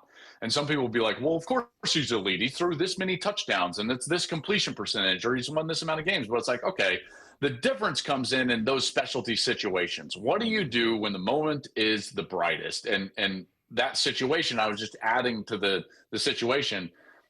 If you don't play well in the last 2 minutes of each half, you're not a very good quarterback, period. So how do I look at, we only have a minute or two left here, but then it brings me back to Sam Darnold, who's been, as we've talked about, tremendous through the first 5 games with the Seahawks. But in those 3 big moments late in games, he's 1-2 with a pick and a fumble, and lost those 2 games really because of those moments. Are they entirely his fault? No. Obviously a guy gets pushed back into him, and he's got a helmet that the ball glances off. Like, they're kind of weird plays, but isn't that what you need in order to be that, as you just said, elite guy and not just somebody who's good? And then you start digging into what the future looks like for the position in Seattle. Yeah, and I would also echo that was similar. If you take the season last year as a game microcosm, like he struggled at the end in the last 2 minutes of the season, if you will, for Minnesota. And that's something that he's got to take the next step. And he's got to become a great player in those moments, because it's not always going to be clean. That's the thing. It's like, you can say, oh, there was someone that was pushed back into his lap. Great. Like that happens all the time. There was someone in Eli Manning's lap when he threw it to David Tyree, like it's just the nature of the beast. And you have to find a way to make the plays necessary to win the football game when you're in a position to do that. That's his next step, to be like a really elite player in the NFL. He's got to take that step in those situations. So it's situational superiority. It is what Joel had at the free throw line. Yeah. It is what, Joel has. Preternatural calmness, yes. Just, maybe not on the first tee when he's trying to qualify for the U.S. Open. That was rougher. That was harder. That was a little rougher. Yeah. But It was the second tee. Although, to my credit, man, my credit. I blistered that ball. Yeah. And gosh. It happens. It happens to the best of us, even as a +3. I It was an didn't Aaron think I could Judge hit home it run off the through foul the pole. fairway. Yeah. We don't. We didn't have time to talk about today, Brock, was Geno. We didn't get any Geno Smith time. Oh, Geno Smith? Is Geno done? Is this the end? We don't have time. We'll save it for next week. Yeah, we'll talk about it. All right, Joel. Thank you. Good stuff as always. bet. Thank you. Where are you this weekend? What do you got this weekend? Ohio State at Illinois. Oh, that's cool. That's a good one right there. That's a little tasty. Back to Champaign, baby. Let's go. Well, it's good to see in the non-corporate world of college football that you'll be doing another Ohio State game. That's nice to hear. Wow. Thanks, Joel. Appreciate it. That's just a quick little sucker punch on the way out. Yeah, just there you go. No, that's all right. Just a little quick. All good. There goes Joel Klatt. All right. Yep. Thank you, There he Joel. goes. He'll be back next Wednesday at 8:30 as And well. there he goes. Might not come back. Who There he knows? I mean, I'm sorry. I couldn't let that go.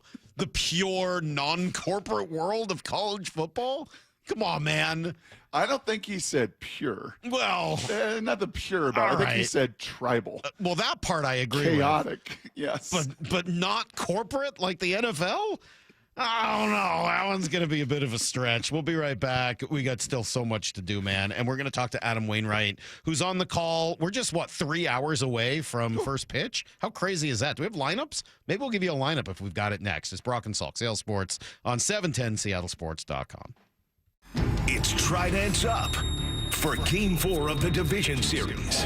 Swing, fly ball, tag back, and Geno absolutely destroys this. As the Mariners look to finish off the Tigers in Detroit. Today, first pitch at 12:08. Mariners pregame at 11 with extended pregame coverage starting at 10 a.m. We're not done yet. We got a World Series to go get. And there's only one place you can hear the American League West champion Mariners in the playoffs, Seattle Sports.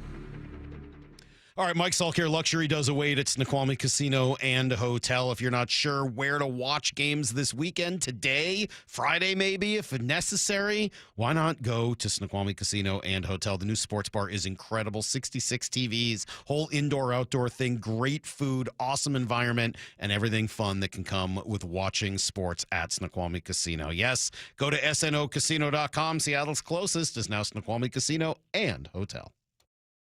Hi, I'm Justin Shirley. We offer 0 down, 0 interest, and 0 payments for 24 months on new roofs. Call 866-ROOF-ROOF now. State Roofing and Exteriors. Held to a higher standard since 1968. Planning a road trip? Plan a visit to your neighborhood Bucky's Complete Auto Repair for oil changes, brakes, AC repair, and factory maintenance. No appointment needed, and yes, friendly financing is available. Visit buckys.com. The playoffs are here, and Toyota of Kirkland and Toyota of Renton are bringing the heat with a rotation that's built to win. The Gas RAV4, built for every inning of Northwest life. Or go versatile with the hybrid RAV4. The Tacoma, tough, dependable, and always clutch. And now, stepping up, the all-new 2026 Toyota Tundra. Redesigned, powerful, and built for big moments. Whether you're in the north or the south, they've got you covered. Visit ToyotaofKirkland.com and ToyotaofRenton.com and get your championship ride.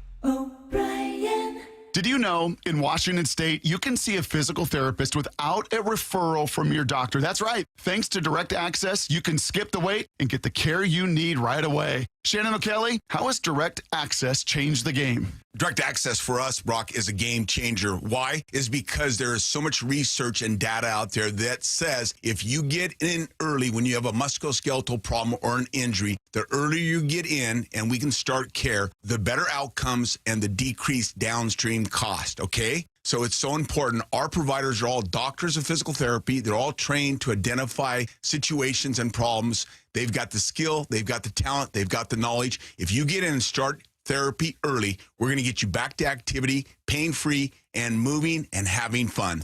Fast, easy, effective. Direct Access is your path to better movement, starting with a single step. Visit irgpt.com to schedule your appointment today. irgpt.com. Matt Coker here with West Coast Men's Health. In the past 5 years, we've seen thousands of men at our clinics. Most guys tell us the same story, that in their early 50s, It's not that they couldn't function, they just needed help. They started taking Viagra, and it worked great at first. But after a few years, it stopped working. The problem is that their arteries had become more restricted since they started taking it, because Viagra does not unclog arteries. Here at West Coast Men's Health, we use acoustic wave therapy to target the real problem. We break down plaque and clear up the arteries so blood can flow like it did in your 20s. This restores function. And guys, listen to this. You won't have to take a pill anymore. So if this sounds like you, give West Coast Men's Health a call today and see how we can help. With clinics in Redmond and Tacoma, call 206-519-6541. That's 206-519-6541. 206-519-6541.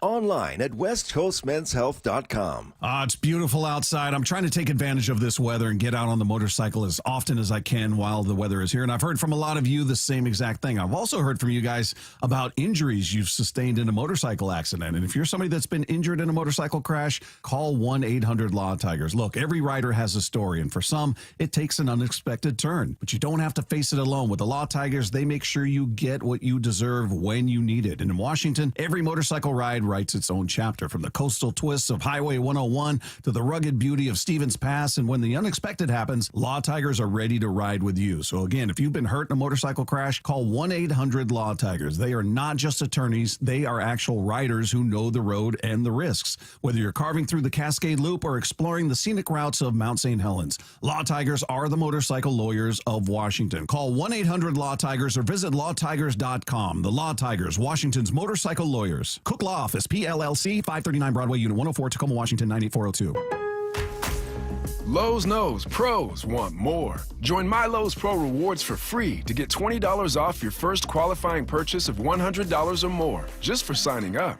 Plus, enjoy free standard shipping and more ways to save on your next job. Lowe's, we help, you save. Offer valid for new members only. Not valid with any other discount. Free standard shipping not available in Alaska and Hawaii. Exclusions and more terms apply. Loyalty program subject to terms and conditions. Visit Lowe's.com/pro loyalty for details. Subject to change. Baseball's postseason is here. Seattle Sports Playoff coverage is presented by Honey Bucket, 710 KIRO AM Seattle and KIRO FM HD2 Tacoma. Give me a freaking auto! From the Quantum Fiber Studio, this is Brock and Salk on Seattle Sports. Brock Heward and Mark is sorry about just Mike. Heward, not exactly Joe Cap there in the pocket. Now here are your hosts, Brock Heward and Mike Salk. All right, final hour of our morning here on Brock and Salk, Seattle Sports on 710. We do have a lineup for Game 4, Brock, just 3 hours from now, and it looks, well, exactly as you would expect it to look. Randy in left, Cal catching, Julio in center. Polanco is still in that cleanup spot playing second. Then Naylor, Suarez, Canzone the DH, Robles in right, and J.P. Crawford at short. So no changes at all to the starting lineup. Not that that's a big surprise. Naylor, good to see him back yesterday. He had the blue shoes and blue belt on, so maybe a hint about what happened with his wife and the baby. But I really respected what he said after. It's like, yeah, I don't want to talk about it. I just try to keep my personal life out of baseball. Two different things. Like, okay, that was great. Like, I'm sure, like, for the reporters he knows, I'm sure he had a quick conversation. Like, oh, yeah, thank you. It was whatever happened. I'm sure that he's happy to have that conversation with people. But I kind of respect, like, yeah, the public doesn't need to be interested in my baby. Like, yeah, it's my personal life, and I'm here to play baseball, and that's the conversation that I want to have here. I kind of like that. Who's the hero today? How the hell do I know? Like, what? Pick one. No, it could be Go anybody. ahead, pick one. Be right. Isn't it good? I'll pick one. Come in tomorrow. Yeah. It feels like we have not gotten playoff Randy yet. How about today's the day he really goes off? He had a decent night. Like, he had 2 hits yesterday, right? Yeah, he hasn't been bad. It's just like you haven't had that Randy signature playoff moment yet. I'll take a Randy moment. I liked Cal hitting the home run with Randy on base, and then the two of them doing the Randy crossed arms deal at home plate yesterday. I thought that was pretty great. Yeah, I'll tell you what, Lyle. I don't know if you're right, but that'd be fun because I love me some Randy. The whole big playoff Randy thing is pretty fun. I think it's the guy I'm wearing right on my chest. Josh I think it's Naylor. Nails. Yeah, I had to walk, hit a ball in the screws, had another one to the wall. I think How did that ball he hit last night not end up 40 rows deep in right field? When he hit it, I thought it was way gone. And instead, it was like a lazy fly ball at the warning track. Well, it would have been out here at really? T-Mobile. It was a home run in 11 parks, including here. Okay. T-Mobile. It sure felt like it when he hit it. I know Detroit is deep, and you really don't want to go to center field in that park. It just goes on and on and I also on know it's going to be a forever. beautiful day. There's going to be no rain. It's going to be 60 degrees and sunny. It's going to be just an awesome day. And this is one that can set the table. And I know we'll do a quick Washington Wednesday here, Salk, because then I think there's a parallel. Washington had to win that game. They had to go back to Maryland. They had to find a way to win. It was not pretty. It was really ugly for 3 quarters. But the difference between them being 4-1 and coming home and playing Rutgers Friday night, trying to get to 5-1 versus 3-2, bigger deal in college and even the NFL. I could say the same thing about the Seahawks. Like, how much different would it be? Where would they be in the power rankings at 4-1 versus 3-2? But the NFL is a marathon. It is a long season. And the Mariners today, you get this one today. Look at the difference between game 1 of the ALCS You on get to Sunday. you get to oh my gosh. sit and wait, and you don't have to use any of your pitchers. And yeah, I mean, it is a night and day difference. And then you can sit back and find out whether or not you're going to Toronto or waiting for the Yankees to come here. Remember, you get home field over the Yankees, you don't over Toronto. So yeah, that's Brock, You get absolutely Mr. right. Get this Wu. done today. Keep Scooble on the bench and just find a way to win this one today, whatever it takes. A lot more Mariner conversation to come, including Adam Wainwright. Let's give me a quick Washington Wednesday. Washington Wednesdays, presented by Star Rentals, preferred supplier to the West's best contractors. Oh, I'm sorry. I didn't say it. For those of you who wanted to know, Bryce Miller is starting. I didn't mention that. It was announced last night, so that was not new. But Bryce Miller is starting with that lineup that we just mentioned. Sorry I about said that. it last week. I'll double down on it. That game at Maryland against a 4-0 Maryland team that had some belief in their freshman quarterback that came out and played really, really well and jumped on you. Felt like that game was the difference between a 6-win, 7-win Husky season and an 8 or 9-win Husky season. Last year they went to Rutgers. They lost early in the year. Last year they lost a close one to Wazoo at home. There were some games they coulda, shoulda, woulda, but that was a 6-ish win team. Is this a 9-win Husky team? Right? Is this a team that's going to take that next step? If you're going to do that, you had to go on the road and win. Damon Williams was going to have to be a major part of that. He struggled through the first half in ways that we had not seen as a Husky. What did Jed Fish see out of his, true sophomore quarterback that responded in a big way? Yeah, I think that he's tough as nails, and we probably didn't do a good job getting him going early, and needed to find him in a better rhythm. And then when we got going a little bit, we had, I think, a 10 or 12 play drive, that third drive of the game, and he felt a little bit more comfortable, a little bit more in rhythm. And then even then, that fourth or fifth drive, we wound up having to get a takeaway and then not converting on a fourth down. And he came out in the second half just ready to roll. He did, big time. And he and Jonah and Boston and the Stars shined and got them that win. So now you come home, you're 10.5-point favorites Friday night. So they play that weird kind of Friday night Big Ten game. Rutgers off a bye, has to travel all the way across the country and play. And this is when you get to 5-1. Just take care of business. Get to 5-1. Rutgers won't give you the game. The way that they play, they're very conservative defensively, especially. You got to earn it, and you got to earn it, and you got to earn it. But you get this one, and all of a sudden you're going to be ranked going to Michigan the following Saturday, which will be one of just a major games of college football. All right, there you go. Quick Washington Wednesday. That would be crazy. They'll be here Friday night. It is possible that there could be a game Friday night as well, right? A baseball game Friday night. There could be. So let's see. In order for that to happen, the Mariners would need to lose today and the Yankees would need to lose today. Then they would play the night game on Friday at home. So if Detroit and Toronto both win, there would be a game 5 here Friday night. If the Mariners lose but the Yankees win, then the game would be an afternoon start. So you could do afternoon game over in Soto and then head up to the Husky game Friday night with all of the energy that comes after a Game 5 winner-take-all win. Yeah, that would be a pretty interesting day, huh? A little light rail action, just head right from Soto up to Husky Stadium.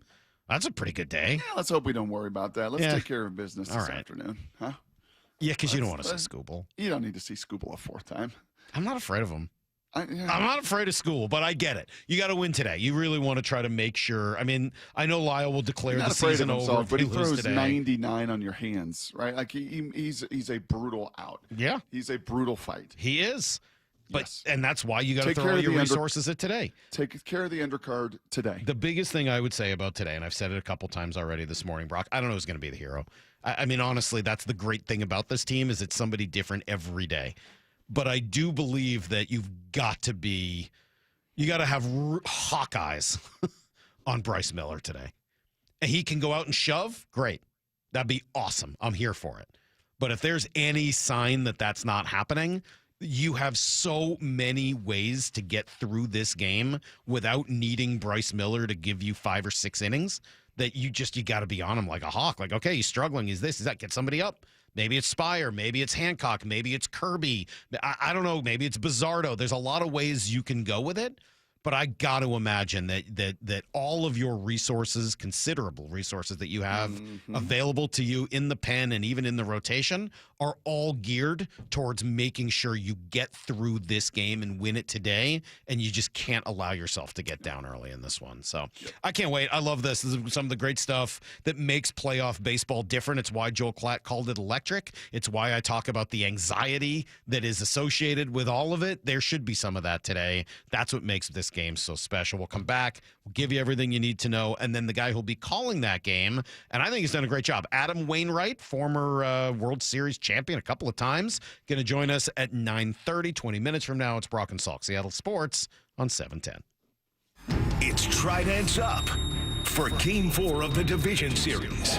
Swing, fly ball, tag back, and Gino absolutely destroys this. As the Mariners look to finish off the Tigers in Detroit. Today, first pitch at 12:08. Mariners pregame at 11 with extended pregame coverage starting at 10 a.m. We're not done yet. We got a World Series to go get. And there's only one place you can hear the American League West champion Mariners in the playoffs. Seattle Sports. Hey, Brock Hewitt here. I have had, through the years, a couple sports injuries. In fact, on the high school football field yesterday, maybe I tried to be scout team quarterback and nearly got my foot broken and stepped on and nearly popped my calf on a QB draw because I probably shouldn't do those things while I'm almost 50 years old. But you don't have to be a scout team QB or a former athlete to know what I'm talking about. I know many of you woke up this morning with painful joints from arthritis, and it affects you. It makes it hard to do anything. Well, that is where my friend, Dr. Daniel Nelson, MD, from Eastside Pain and Regenerative Medicine right over there in Kirkland, that's where he's ready for your call this morning. 425-823-4000. 425-823-4000. I know, chronic joint pain. I just watched my dad try to get up and down the stairs from arthritis and tendonitis and surgeries. I know it can affect you and affect your quality of life. But Dr. Nelson, you got to understand, he's got over 30 years of experience in pain medicine techniques. His tool bag is wide and vast, from PRP to stem cell therapy and everything else. He will get rid of your pain. Give him a call, 425-823-4000, or visit DanielNelsonMD.com. That's DanielNelsonMD.com. Let's go! You're still glowing, flirting, grooving. You've still got it. But your immune system weakens as you age, making it harder to fight flu, pneumococcal pneumonia, RSV, and COVID-19. Vaccines are a key part of any health routine and help strengthen your immune response. Ask your doctor or pharmacist which vaccines you need. Schedule in minutes at VaxAssist.com. Sponsored by Pfizer. Okay, I have to tell you, I was just looking on eBay where I go for all kinds of things I love, and there it was. That hologram trading card. One of the rarest, the last one I needed for my set. Shiny like the designer handbag of my dreams. One of a kind. eBay had it, and now everyone's asking, ooh, where'd you get your windshield wipers? eBay has all the parts that fit my car. No more annoying, just beautiful. Millions of finds, each with a story. eBay. Things people love. Seaport Airlines. Don't let a government shutdown ground your business travel. Seaport Airlines flies TSA free with service between Portland Business Aviation and Seattle's Boeing Field. No delays, no stress. Book today at flyseaportair.com. Are your investment dollars working as hard as they should be? You've spent years building your future. Don't let outdated advice put it at risk. Hi, I'm Jeff Jr., founder of Trajan Wealth. We're a veteran-owned firm proud to bring a new standard of financial care to the Seattle area. Our nationally recognized advisors are fiduciaries, ethically bound to put your interests first. That's the highest standard of care in the industry. As a privately held company, we answer to you, our valued clients, not shareholders. For households with $500,000 or more, let us build you a customized plan. From Bellevue to Tacoma, get advice you can count on. It's time to take a fresh look at your financial plan. Call Trajan Wealth, 206-466-3300. That's 206-466-3300. Trajan Wealth. Plan smarter, dream bigger. Advisory services offered through Trajan Wealth, LLC, an SEC-registered investment advisor. At O'Neill Plumbing, we've been exclusively plumbers for over 100 years. No corny mascots, no out-of-town owners. Just clean, fast, and professional plumbers out to your home fast. All rooter and all trenchless. O'Neill Plumbing. This is the home of the Seahawks. Going to let one fly deep. Got a man out there. Ball is caught down at the 10-yard line, and it's JSN. Seattle Sports. If you use carpool or toll lanes along SR 167, some things are about to change, and some things aren't. If you ride without a Good-to-Go account, you'll receive a bill in the mail. That is a change. Having Good-to-Go means it'll cost less than pay by mail. Not a change. Carpoolers will need a Flex Pass set to HOV mode to ride free. That's a change. A Good-to-Go pass saves you $2 on every toll. No change. Learn more at goodtogo167.com. Free Flex Passes while supplies last. Hey, it's Bob Stelton here, and I can see clearly now. It's amazing. Let me tell you about one of the best decisions I've ever made in my life. That's when I went to K2 Vision for Refractive Lens Exchange, or RLE. Dr. Kopstein started K2 Vision with Dr. King from King LASIK, the most experienced LASIK surgeon in the Northwest. King LASIK plus K2 Vision equals freedom vision for every stage of life. No glasses, contacts, readers, or cataracts. So if you're somebody that struggles with distance vision and now you always need a pair of reading glasses, K2 Vision RLE could be your perfect permanent solution to spending your good active years not needing reading glasses. And here's the capper. You're never going to develop a cataract. I'm somebody that needed readers in every room of the house. I needed to see the scoreboard out at ball games. I just couldn't see clearly. That has all changed thanks to RLE. Whether it's LASIK, EVO ICL, or RLE, trust the most experienced team of doctors to point you in the right direction. Schedule your free Zoom consultation today at K2VisionRLE.com. That's K2VisionRLE.com. With football season comes colder weather, so if you need new windows and doors, don't drop the ball.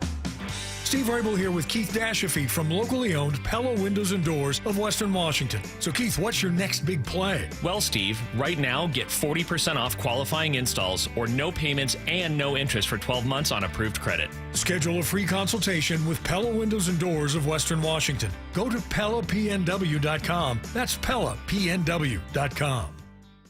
Need to know. 15 minutes past every hour with Brock and Salk. Here's what you need to know. Up first. The stretch and the pitch. Swinging a well-hit ball deep into the gap in left center field. This one is going, and goodbye baseball. Cal Raleigh with a home run the other way into the Mariners bullpen here at Comerica Park. Holy smokes, 60 home runs during the regular season. And now a home run here in the postseason, his second postseason home run. It's a two-run drive the other way. And the Mariners now lead the Tigers 8-1. And the Mariners are on their way to a win here in Game 3. Yeah, it got a little dicey late, but those extra runs sure came in handy as they were able to finish it off. They get the win and now take a 2-1 lead into today's contest. Going to be just less than 3 hours from now, just past noon this morning. You can hear the game here. It will be Bryce Miller, and it will be the exact lineup that you would expect, as Dan's making no changes. Consistency has been really... It's not the Hobgoblin of Little Minds, Brock. It's not just the Hobgoblin of Little Minds.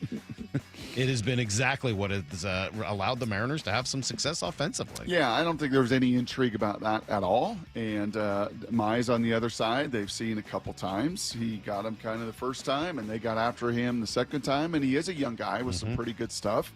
And you've got a number 1 overall pick. 2018, yeah. He was the number 1 pick, right? Yeah, he was really good at Auburn. Yeah. And then some bumps in the road and some struggles and some injuries, and he's bounced back from that. The one thing they got to do is what they've done in all these games with the teams that have largely jumped ahead, save for Toronto last night, is get ahead. Just kind of get ahead and get those boo birds going and get that home crowd to turn on their own team and get that doubt that's been in so many of those guys' minds offensively for Detroit to just kind of continue to creep in there more and more and more. I think that is true, Brock. And you may bristle at the word quit. All right, maybe major leaguers, pros don't quit. You score a couple runs early in this game. I just don't think Detroit has the horses nor the mental willpower at this point to fight back. Maybe they do. Maybe they'll surprise me. Everything else has this year. Confidence has been pretty shattered over the last 9 weeks. Yeah, I mean, that's why I said earlier, you got to see the September Mariners and the September Tigers. And so, I'm not being negative about the Mariners when I say I'm not very impressed with the Tigers. I'm being positive about the Mariners and negative about the Tigers. I just a better team. You have put them into a position where, every single pitch they make is a hard one because your lineup is grinding through over and over again. And I just don't think they have the firepower up and down their lineup to compete with that. Go in, take care of business today. Baseball's tough in a short anything because sample sizes get messed up. Anything can happen. Go use your superior firepower and get ready for an ALCS with a win today.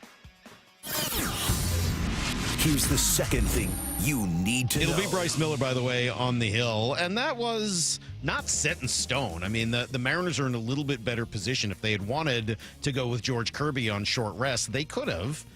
They opt not to, and it makes sense. I'm not disagreeing with it, but the Tigers didn't have a choice. They did. They could have gone with Kirby and tried to really just put the nail in the coffin. Instead, it'll be Bryce, and I'll say it again. I do think you got to have a pretty short hook and real close watch on what Bryce has today. Yeah, we got him on some extra rest. I think he's confident. I think he feels good. Adam Wainwright's going to tell you that in a few minutes because we talked to him before the show as he's going to be on the call today. And Bryce can be elite, man. He could be elite. If his fastball's sitting there in the 97s and the rest of the stuff is working off of it against this lineup, even with their lefties, the Duke could be a difference maker. And Salk, you just know this. You know he wants to contribute. Oh, yeah. The second half of last season, he was one of the best pitchers in all of baseball. And the injuries this year and the bumpy road, and, man, just as the playoffs wipe the slate clean of the regular season, he wants to get this ball and absolutely shove today as much as anybody. No, he even said something along those lines last night. Yeah, I was watching from home. It looked like Seattle was a amazing environment. It looked like a lot of fun, and I wished I was there. And, the last 2 years being a game short, really, it didn't sit well with a lot of us in the clubhouse. But, I'm glad we're here. The last 2 years weren't very fun, and we knew we were better than how we performed, and this is where we expected to be with the staff we have and the lineup we have, and we expected to be here, and it's been a lot of fun, but we got a lot of fun ahead. Yeah, it'd be pretty cool to be talking about a Bryce Miller win at the end of the day and into tomorrow.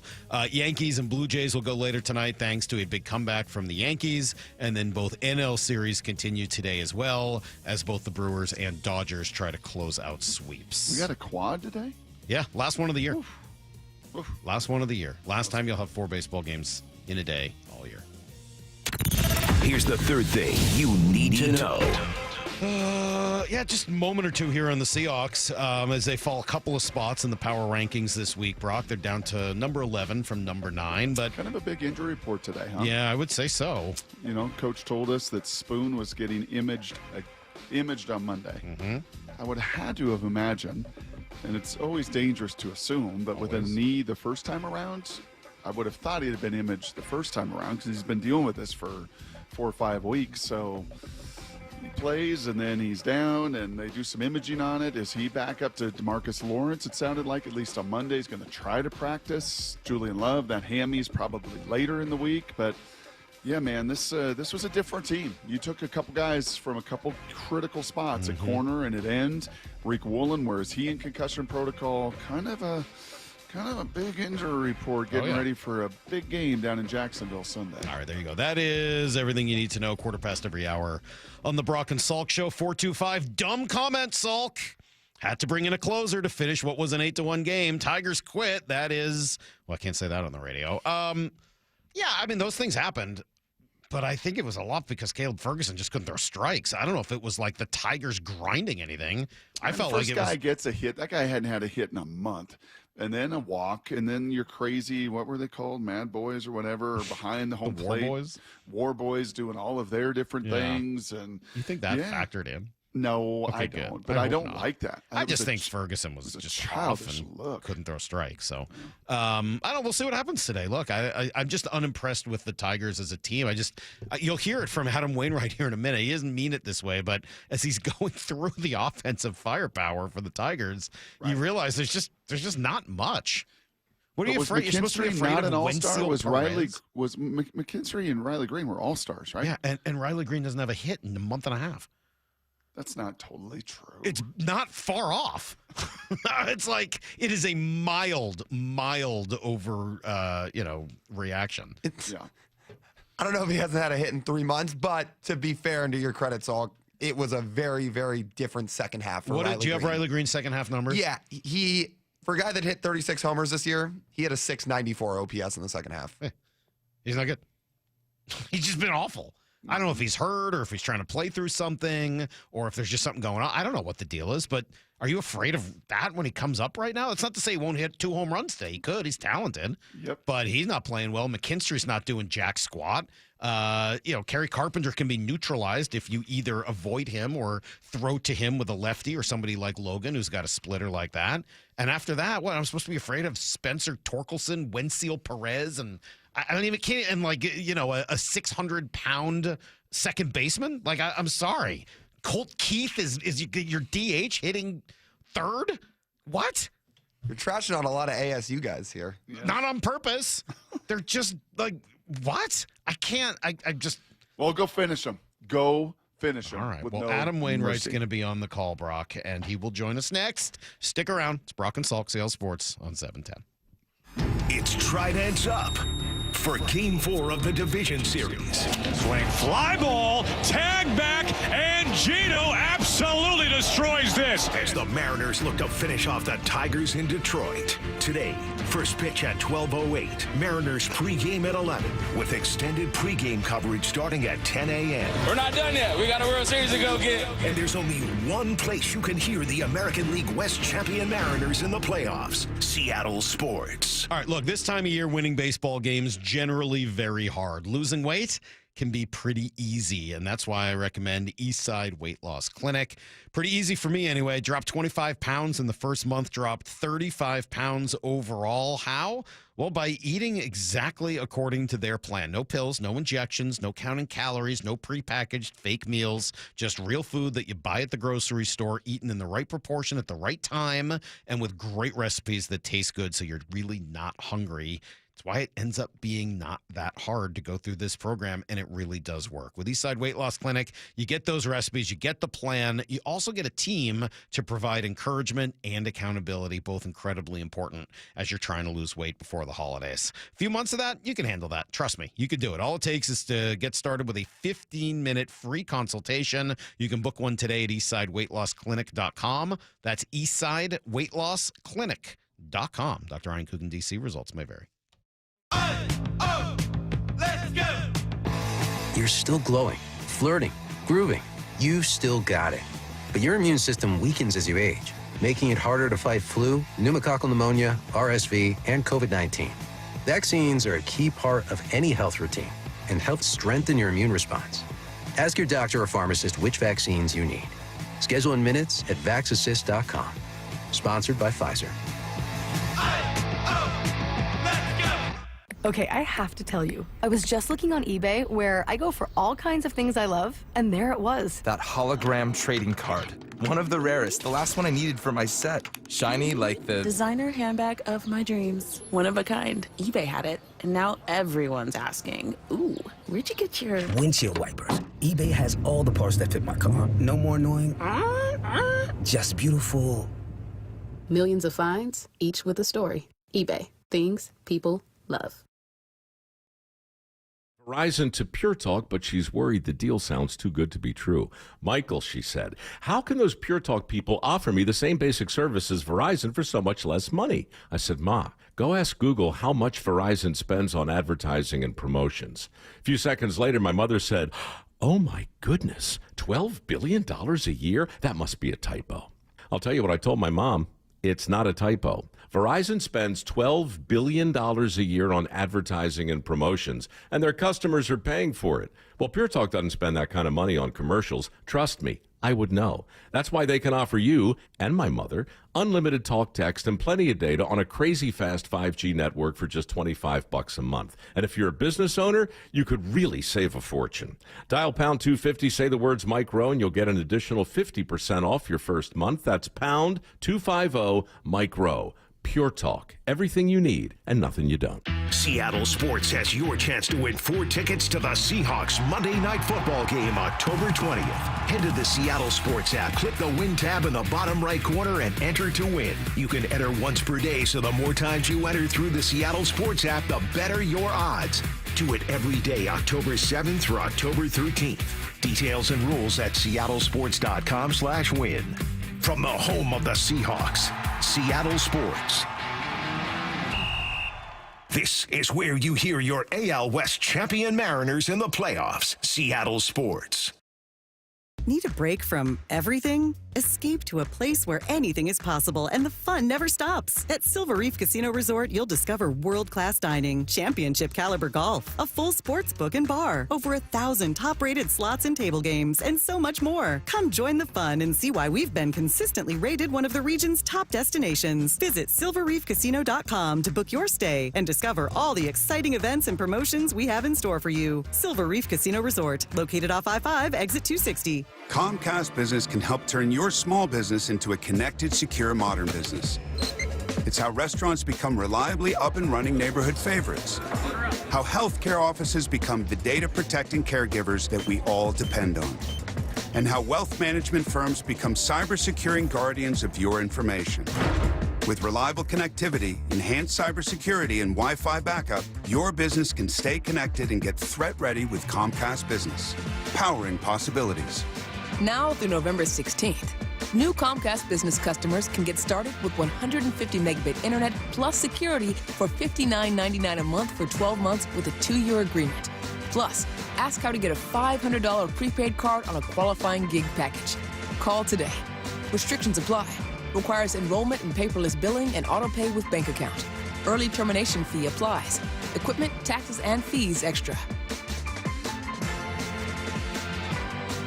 When it comes to the security of your business, doubts can creep in about who you're trusting to protect it. Are they a reliable service? How will I know if something happens? Are they keeping everyone safe? At Bay Alarm, we got you. For nearly 80 years, we've been putting our customers' minds at ease with our advanced technology and personalized support. Feeling insecure about your current security service? Visit bayalarm.com today to talk to a local security expert. From the Quantum Fiber Studio. This is Brock and Salk. Weekdays 6 to 10. On Seattle Sports and 97.3 FM HD2. All right, well, with Game 4 set for just afternoon, 12:08 first pitch today. Excited to be with Adam Wainwright, who will be on the call on FS1 once again. Today it'll actually be on FS1, not FS2 and MLB Network and everywhere else. It'll be right where it's supposed to be. We don't have to wait for the precious Yankees, Brock, who can go figure out whatever they're going to do.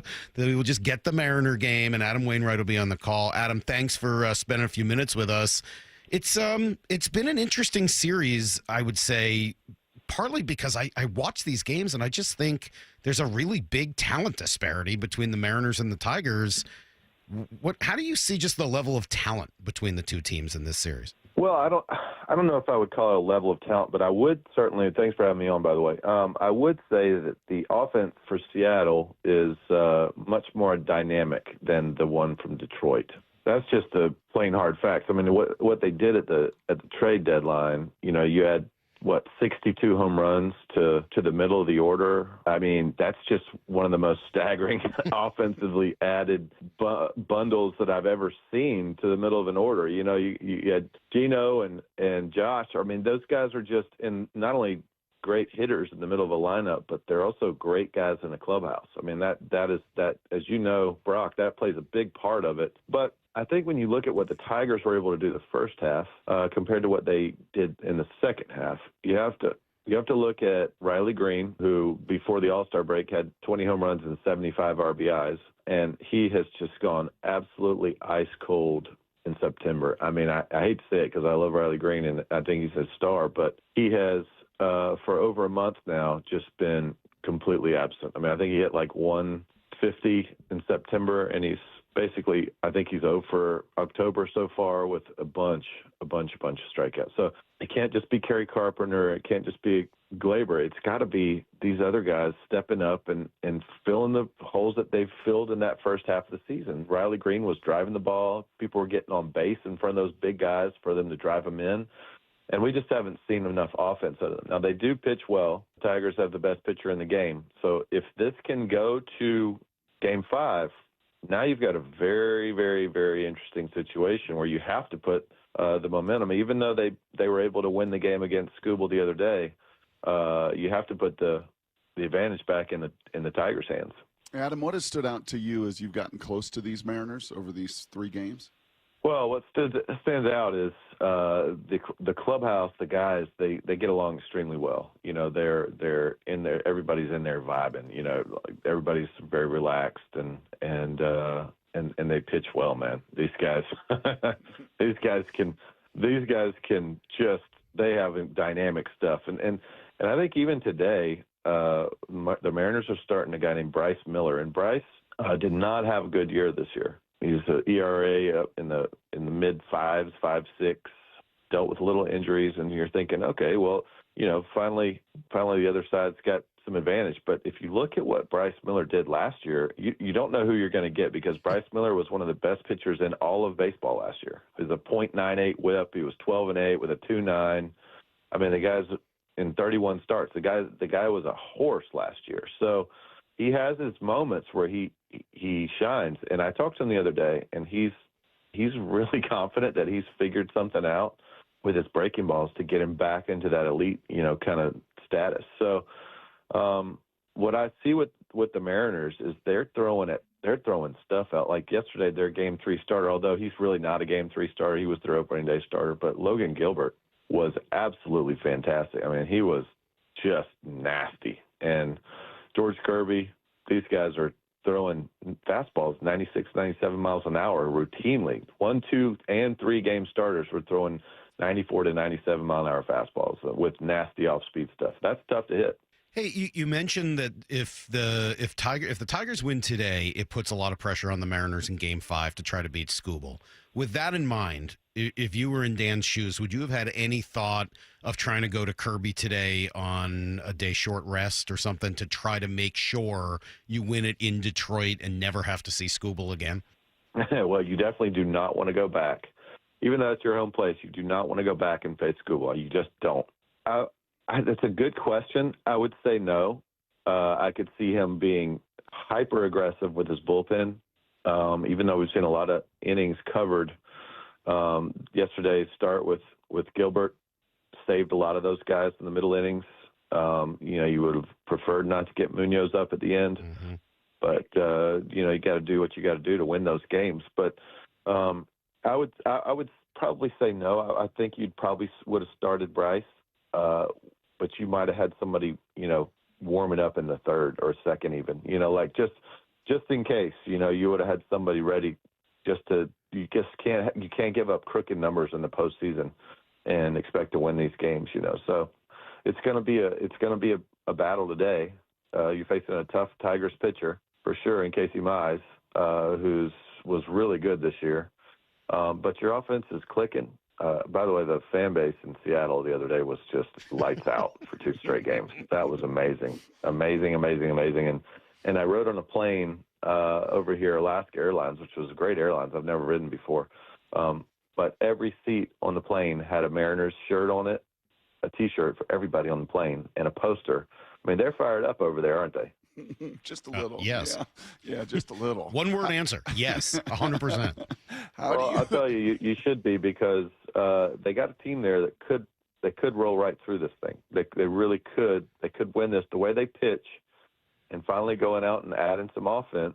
You know, you've got a dangerous lineup. I mean, I think for years we looked at the Mariners going, these guys pitch really well, but they can't hit. You know, and now I think you look at that team and you go, I don't really know an area where they're not really good. So, yeah, it's if they play like they can, they pitch like they can, they get the big hits and they hit the ball over the fence. They love to hit balls over the fence, and I mean, I think everybody loves to hit balls over the fence, but the Mariners are really good at it. If they do that, and that good swing from Gino yesterday, that his come in bunches. I mean, I've seen it for years. I saw it in Cincy. I saw it in Arizona. Now we're seeing it in Seattle. I mean, when he hits one, he usually hits like 5 in like 3 days. So Kyle Schwarber's that way. Gino's that way. So watch out for Gino the rest of the series and beyond. How is it humanly possible that a guy can be wearing a dump it here 61 and have it homemade and ready to go and be sitting in the exact spot where that ball bounces exactly right in the bullpen, exactly to his glove? Can you make that make sense? I was doing my best to not freak out about that on the broadcast last night. I mean, seriously, like when we went to break, I was like, are you kidding me? What are the chances? You know, and I didn't want to weird out on the broadcast, but I kind of wish I had, because that was like the odds of that are just like astronomical, like 0. Yeah, like what, like 1 in a bazillion. You know, so you're saying there's a chance. I know, but still, the odds are just not good of that happening. And it just first of all, he made a pretty cool pickup on that ball that was bouncing up, and he pinned it against the wall like that. It's a good catch, but imagine if he'd have missed that.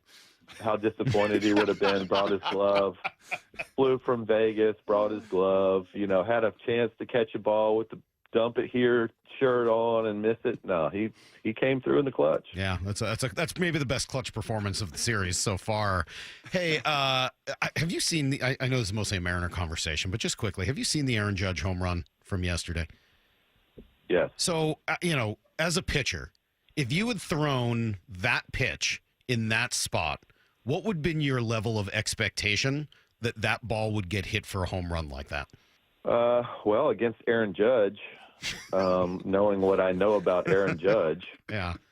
Let me talk you through this a little bit. All right, so he's not trying to come up and in right there. From my recollection, he's trying to go away, and he threw it up and in. Now it's off the plate and like about to hit him in the hand, it looks like.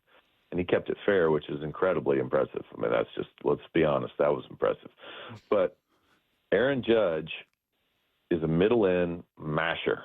He is a fastball masher. He hit 450 this year on fastballs. And, I mean, to throw him a fastball, in my mind, is kind of like, if you got the lead and you got 2 men on base, that guy should never see a fastball.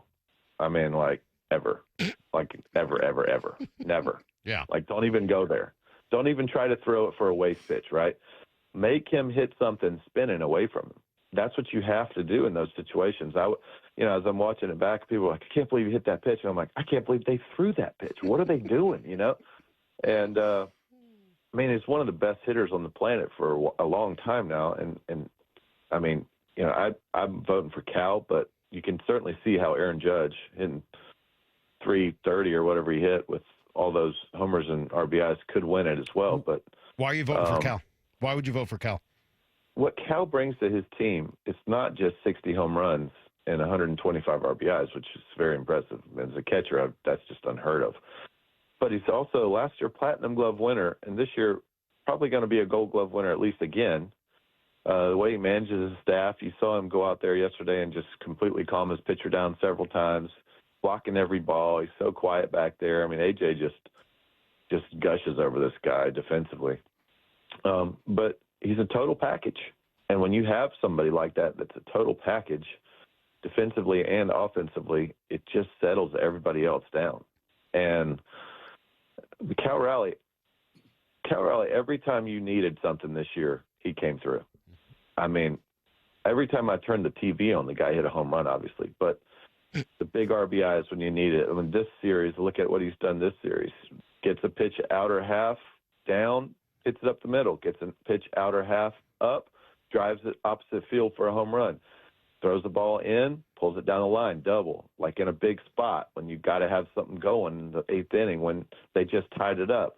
There's Cal again, starting the rally. I mean, like, you know, it's just amazing. Doesn't help. It doesn't hurt that he has the great Julio Rodriguez behind him in protection, but what he does on both sides of the ball is remarkable.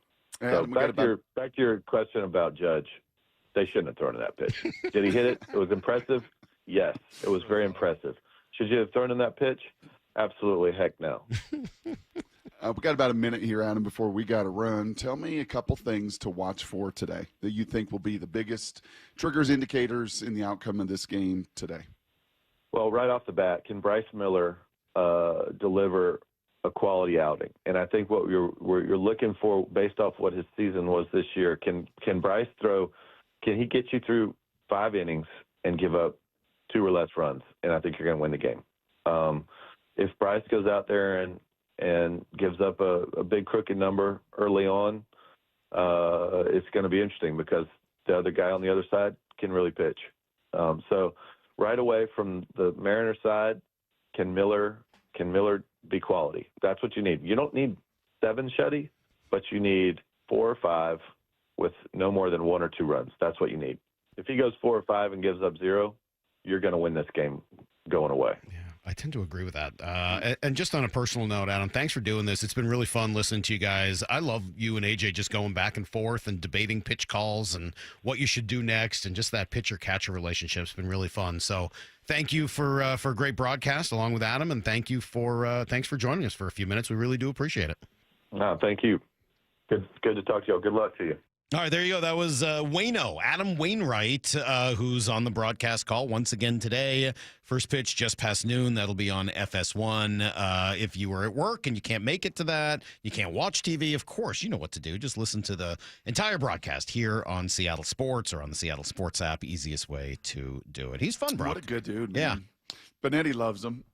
Got the vote of approval from Mr. Benetti, who's worked with him. And I think you're right, man. Him and his personality, he's just your kind of Southern, I don't want to say Southern gentleman, but just a kind of Southern chill. Southern just charm. And then AJ's just really gruff, in your face, blunt, you know, like in some ways kind of like Cal and Logan, you know, those two, and they work well up, you know, it's fun. Pitcher, catcher, thinking, hitting, you know, and they've done a really good job. And hopefully these Mariners close it out today. We hear them today, and then it will be Joe and Schmaltzy, I think, doing the AL side of the ALCS. I don't like this crew. I like this group. I like this broadcast. It's different. It's something a little novel about it. I've been very happy with this crew. All right, it's time, Brock, for Trash Takes. Get it together. Y'all look like trash. Trash Takes. It's a bunch of trash. Oh, gosh. I thought it was trash. On Brock and Salk. That's a terrible take. Are you guys watching on the You truly look YouTube? absurd. I got the hat on. I got my Trash Takes hat on. I've told you for years, you look good in a baseball hat. You should wear a baseball hat more often. Yeah. A bucket hat, you look borderline. I'm not going to say it. I don't look good? Just look absurd. All right. Well, what can I tell you? It's for Trash Takes. Only the Trash Master gets to wear this hat, Brock. Thank you to our friend in Alaska for sewing the Text patches line, on. If you're watching on YouTube. Text in 866-979-3776. I've had 3 of these questions today. Fill in the blank. What do I look like? Salk in a bucket hat looks like fill in the blank. Nothing good. All right, Brock, you are the reigning champion today. What position would you like to go? I'd like to go third. All I'd like right. to hear the other 2 first. Lyle, you're up first today. Lyle, what is your trash take?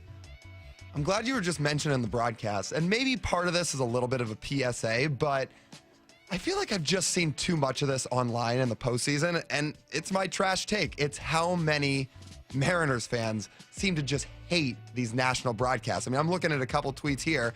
It's hilarious how much this broadcast team knows nothing about the Mariners and how it comes across like they're pro-Tigers.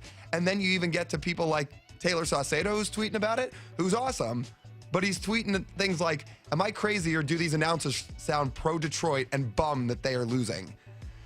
Look, guys, I know it's a hard adjustment because you're used to listening to Aaron Goldsmith and Rick Riz and Gary Hill all year talk about the Mariners all the time. And then when you listen to the national broadcast, you're not used to a broadcast team spending 50% of the time on the other team and still getting excited when the other team has success.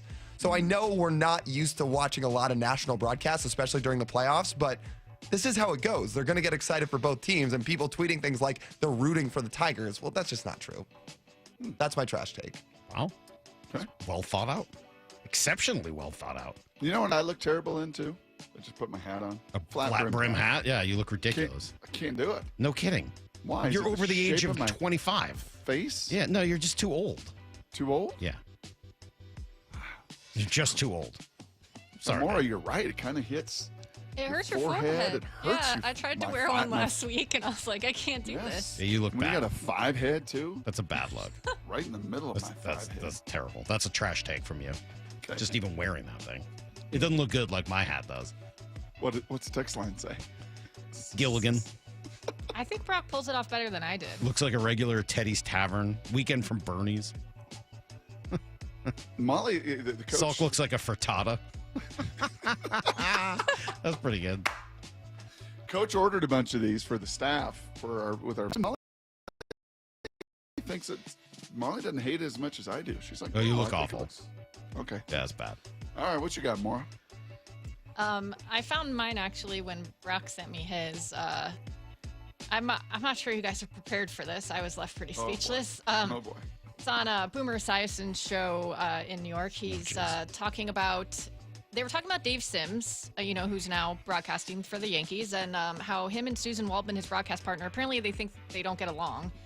And Dave Sims just did a Dude Wipes endorsement the other day. Lyle was showing that to me. Jeez. And Boomer Esiason's comment on what Susan Waldman can endorse is Oh, no. a really bad Oh, no. take by Oh, no. And when she sees the Dude Wipes ad that he does on X, is she saying that's ridiculous? Why would he do that? Or is she saying, like, can I get something like this? How come I'm not a part of this whole thing?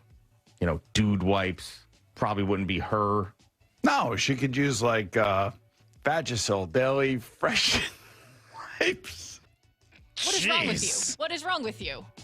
This just happened this morning, so I'm sure there'll be some repercussions for him. She's a pioneer in this industry, been doing sports for like 30 years. It's I don't know why you would just decide because she's a woman you want to blurt out something like that. Very bad. I got nothing to say. I don't know what to say I after figured that. that would be the reaction, but I come on, Boomer. Salk, did you lose a bet, or is this the new Swellnet? All right. It's the Trash Master hat. I'm the Trash Master. All right, well. To go from that. Yeah, Brock, to, you decided to go third. That's on you. You made the choice. What kind of wipes is Bill Belichick using right now? Mr. Feinbaum, Wiping down the rest of his career. Is allowed, I guess, on ESPN after all. This was yesterday. And I've seen some bad college coaches, Salky. You've seen some bad college coaches.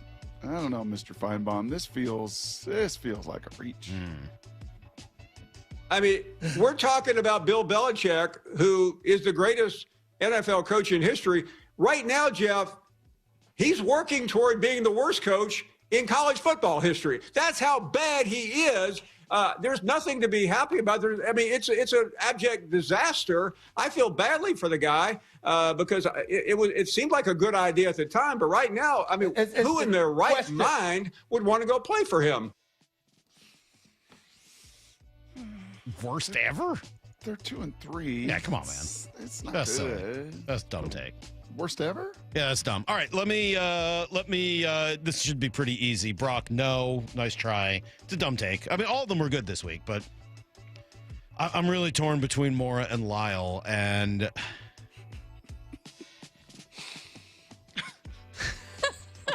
No, you're not. Yeah, I don't think you are. You're actually not. Good try. I'm sitting here and I know Mora's going to Good win. try, you little frittata. I know Mora's going to win. Here's the thing. You know what? No, here's a good nickname for Here's you. the You thing. asked Joel about nickname. Maybe you're the new frittata, the little frittata. Lyle, I thought. Listen, you little frittata. Lyle, you did a great job explaining yours, and it would have carried you to the win. I just want you to know, great job. I want to encourage that kind of behavior. I thought that the way you explained it really, really brought it home. And you're right. You're 100% right. But I can't not go with more. That's absurd. Boomer, what is wrong with Yeah, you? Maura, you win. All right, and that hat, Salk looks like the singer from Jamiroquai. Yeah, JK. Okay, I'll take that one. Rick Moranis in Spaceballs wearing the dark helmet hat. Yeah, okay, I'll buy that one as well. Lone Star. I like when he's playing with the dolls. That's good. All right, there you go. That is something we do on Wednesdays at 9:45. Trash takes, where the trash master decides what is the worst take I've heard from the three of these guys all week. I see your Schwartz is as big as mine. I love Spaceballs. I'm psyched for the new one to come out. We're gonna get out of here. The comb. You remember the comb? Comb the desert. What a big movie day for Salk. You found anything? Can't repeat that line. That's a great movie. We almost watched that over the weekend. Hey, Brock, you know what I watched this weekend with the girls? What? Young Guns. Oh. They loved it. Yeah. Did you see the size of that chicken? Hey, dog. All right, we got to go. Bump and Stacy as an extended pregame show into the ball game today, just past noon. Wyman and Bob to finish up the day, and then we'll be in at 6 o'clock tomorrow morning. Are we talking ALCS? Oh, I hope so. I do, too. We'll find out, and we'll be here at 6 a.m. Until then, Brock, the hay. Oh, in that big bad barn. See you, everybody. Get to the chopper!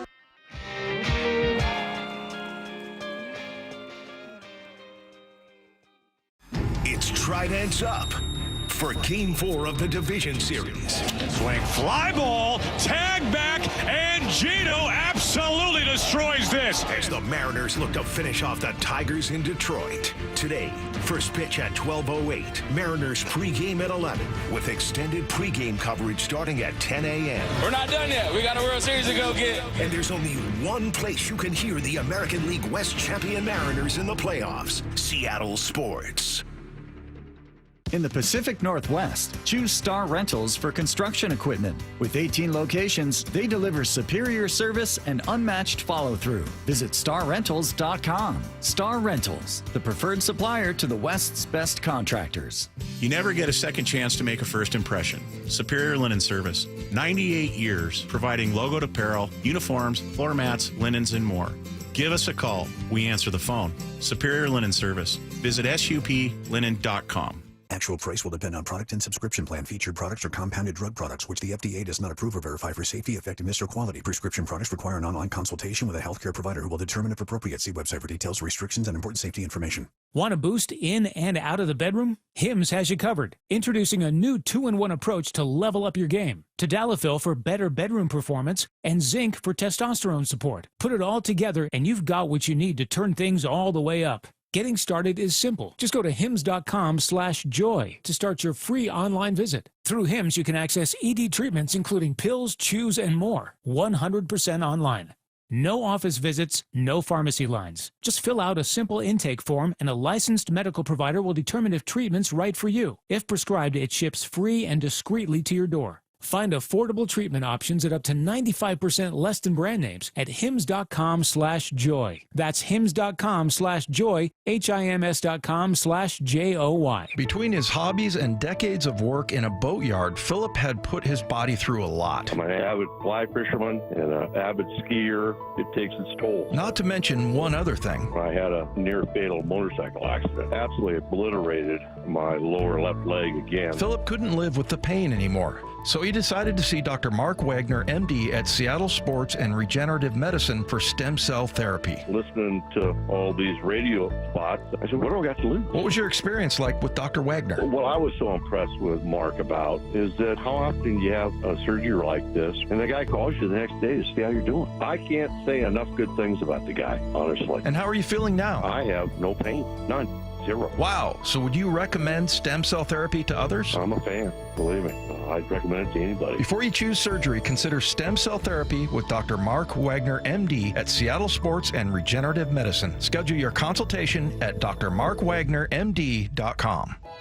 I had a young woman who was on a new SUV, and she had attachments to her old car because it was her first car, and she had questions because she was doubling her spending budget, and she was very fiscally responsible. It was almost making her sick. And the best path at that point was to, let's stop for the night, and you go home and take a breath. She came back in the morning and bought the car. She was way happier. These are major life accomplishments. You have the ability to afford at this tier. You've secured one of the major needs in your life. You should be feeling a tremendous amount of pride and respect for your accomplishments. I'm just grateful that we get to celebrate it with them, that we get to be part of it in that aspect of it. The LJ way is the Lee Johnson Auto family. Hey, it's John Curley with some great news. If your home's heating or cooling is uneven, noisy, or expensive, listen up. The Quilt ductless heat pump system from Home Comfort Alliance is changing the game. It gives you room-by-room control and next-gen efficiency, so you're only heating where you need it. That means real comfort and real savings, and every Quilt system qualifies for max tax credits. Trusted for 50 years. Call the comfort people today at homecomfortalliance.com. Lowe's knows pros want more. Join My Lowe's Pro Rewards for free to get $20 off your first qualifying purchase of $100 or more just for signing up. Plus, enjoy free standard shipping and more ways to save on your next job. Lowe's, we help, you save. Offer valid for new members only. Not valid with any other discount. Free standard shipping not available in Alaska and Hawaii. Exclusions and more terms apply. Loyalty program subject to terms and conditions. Visit Lowe's.com/pro-loyalty for details. Subject to change. The playoffs are here, and Toyota of Kirkland and Toyota of Renton are bringing the heat with a rotation that's built to win. The Gas RAV4, built for every inning of Northwest life. Or go versatile with the hybrid RAV4. The Tacoma, tough, dependable, and all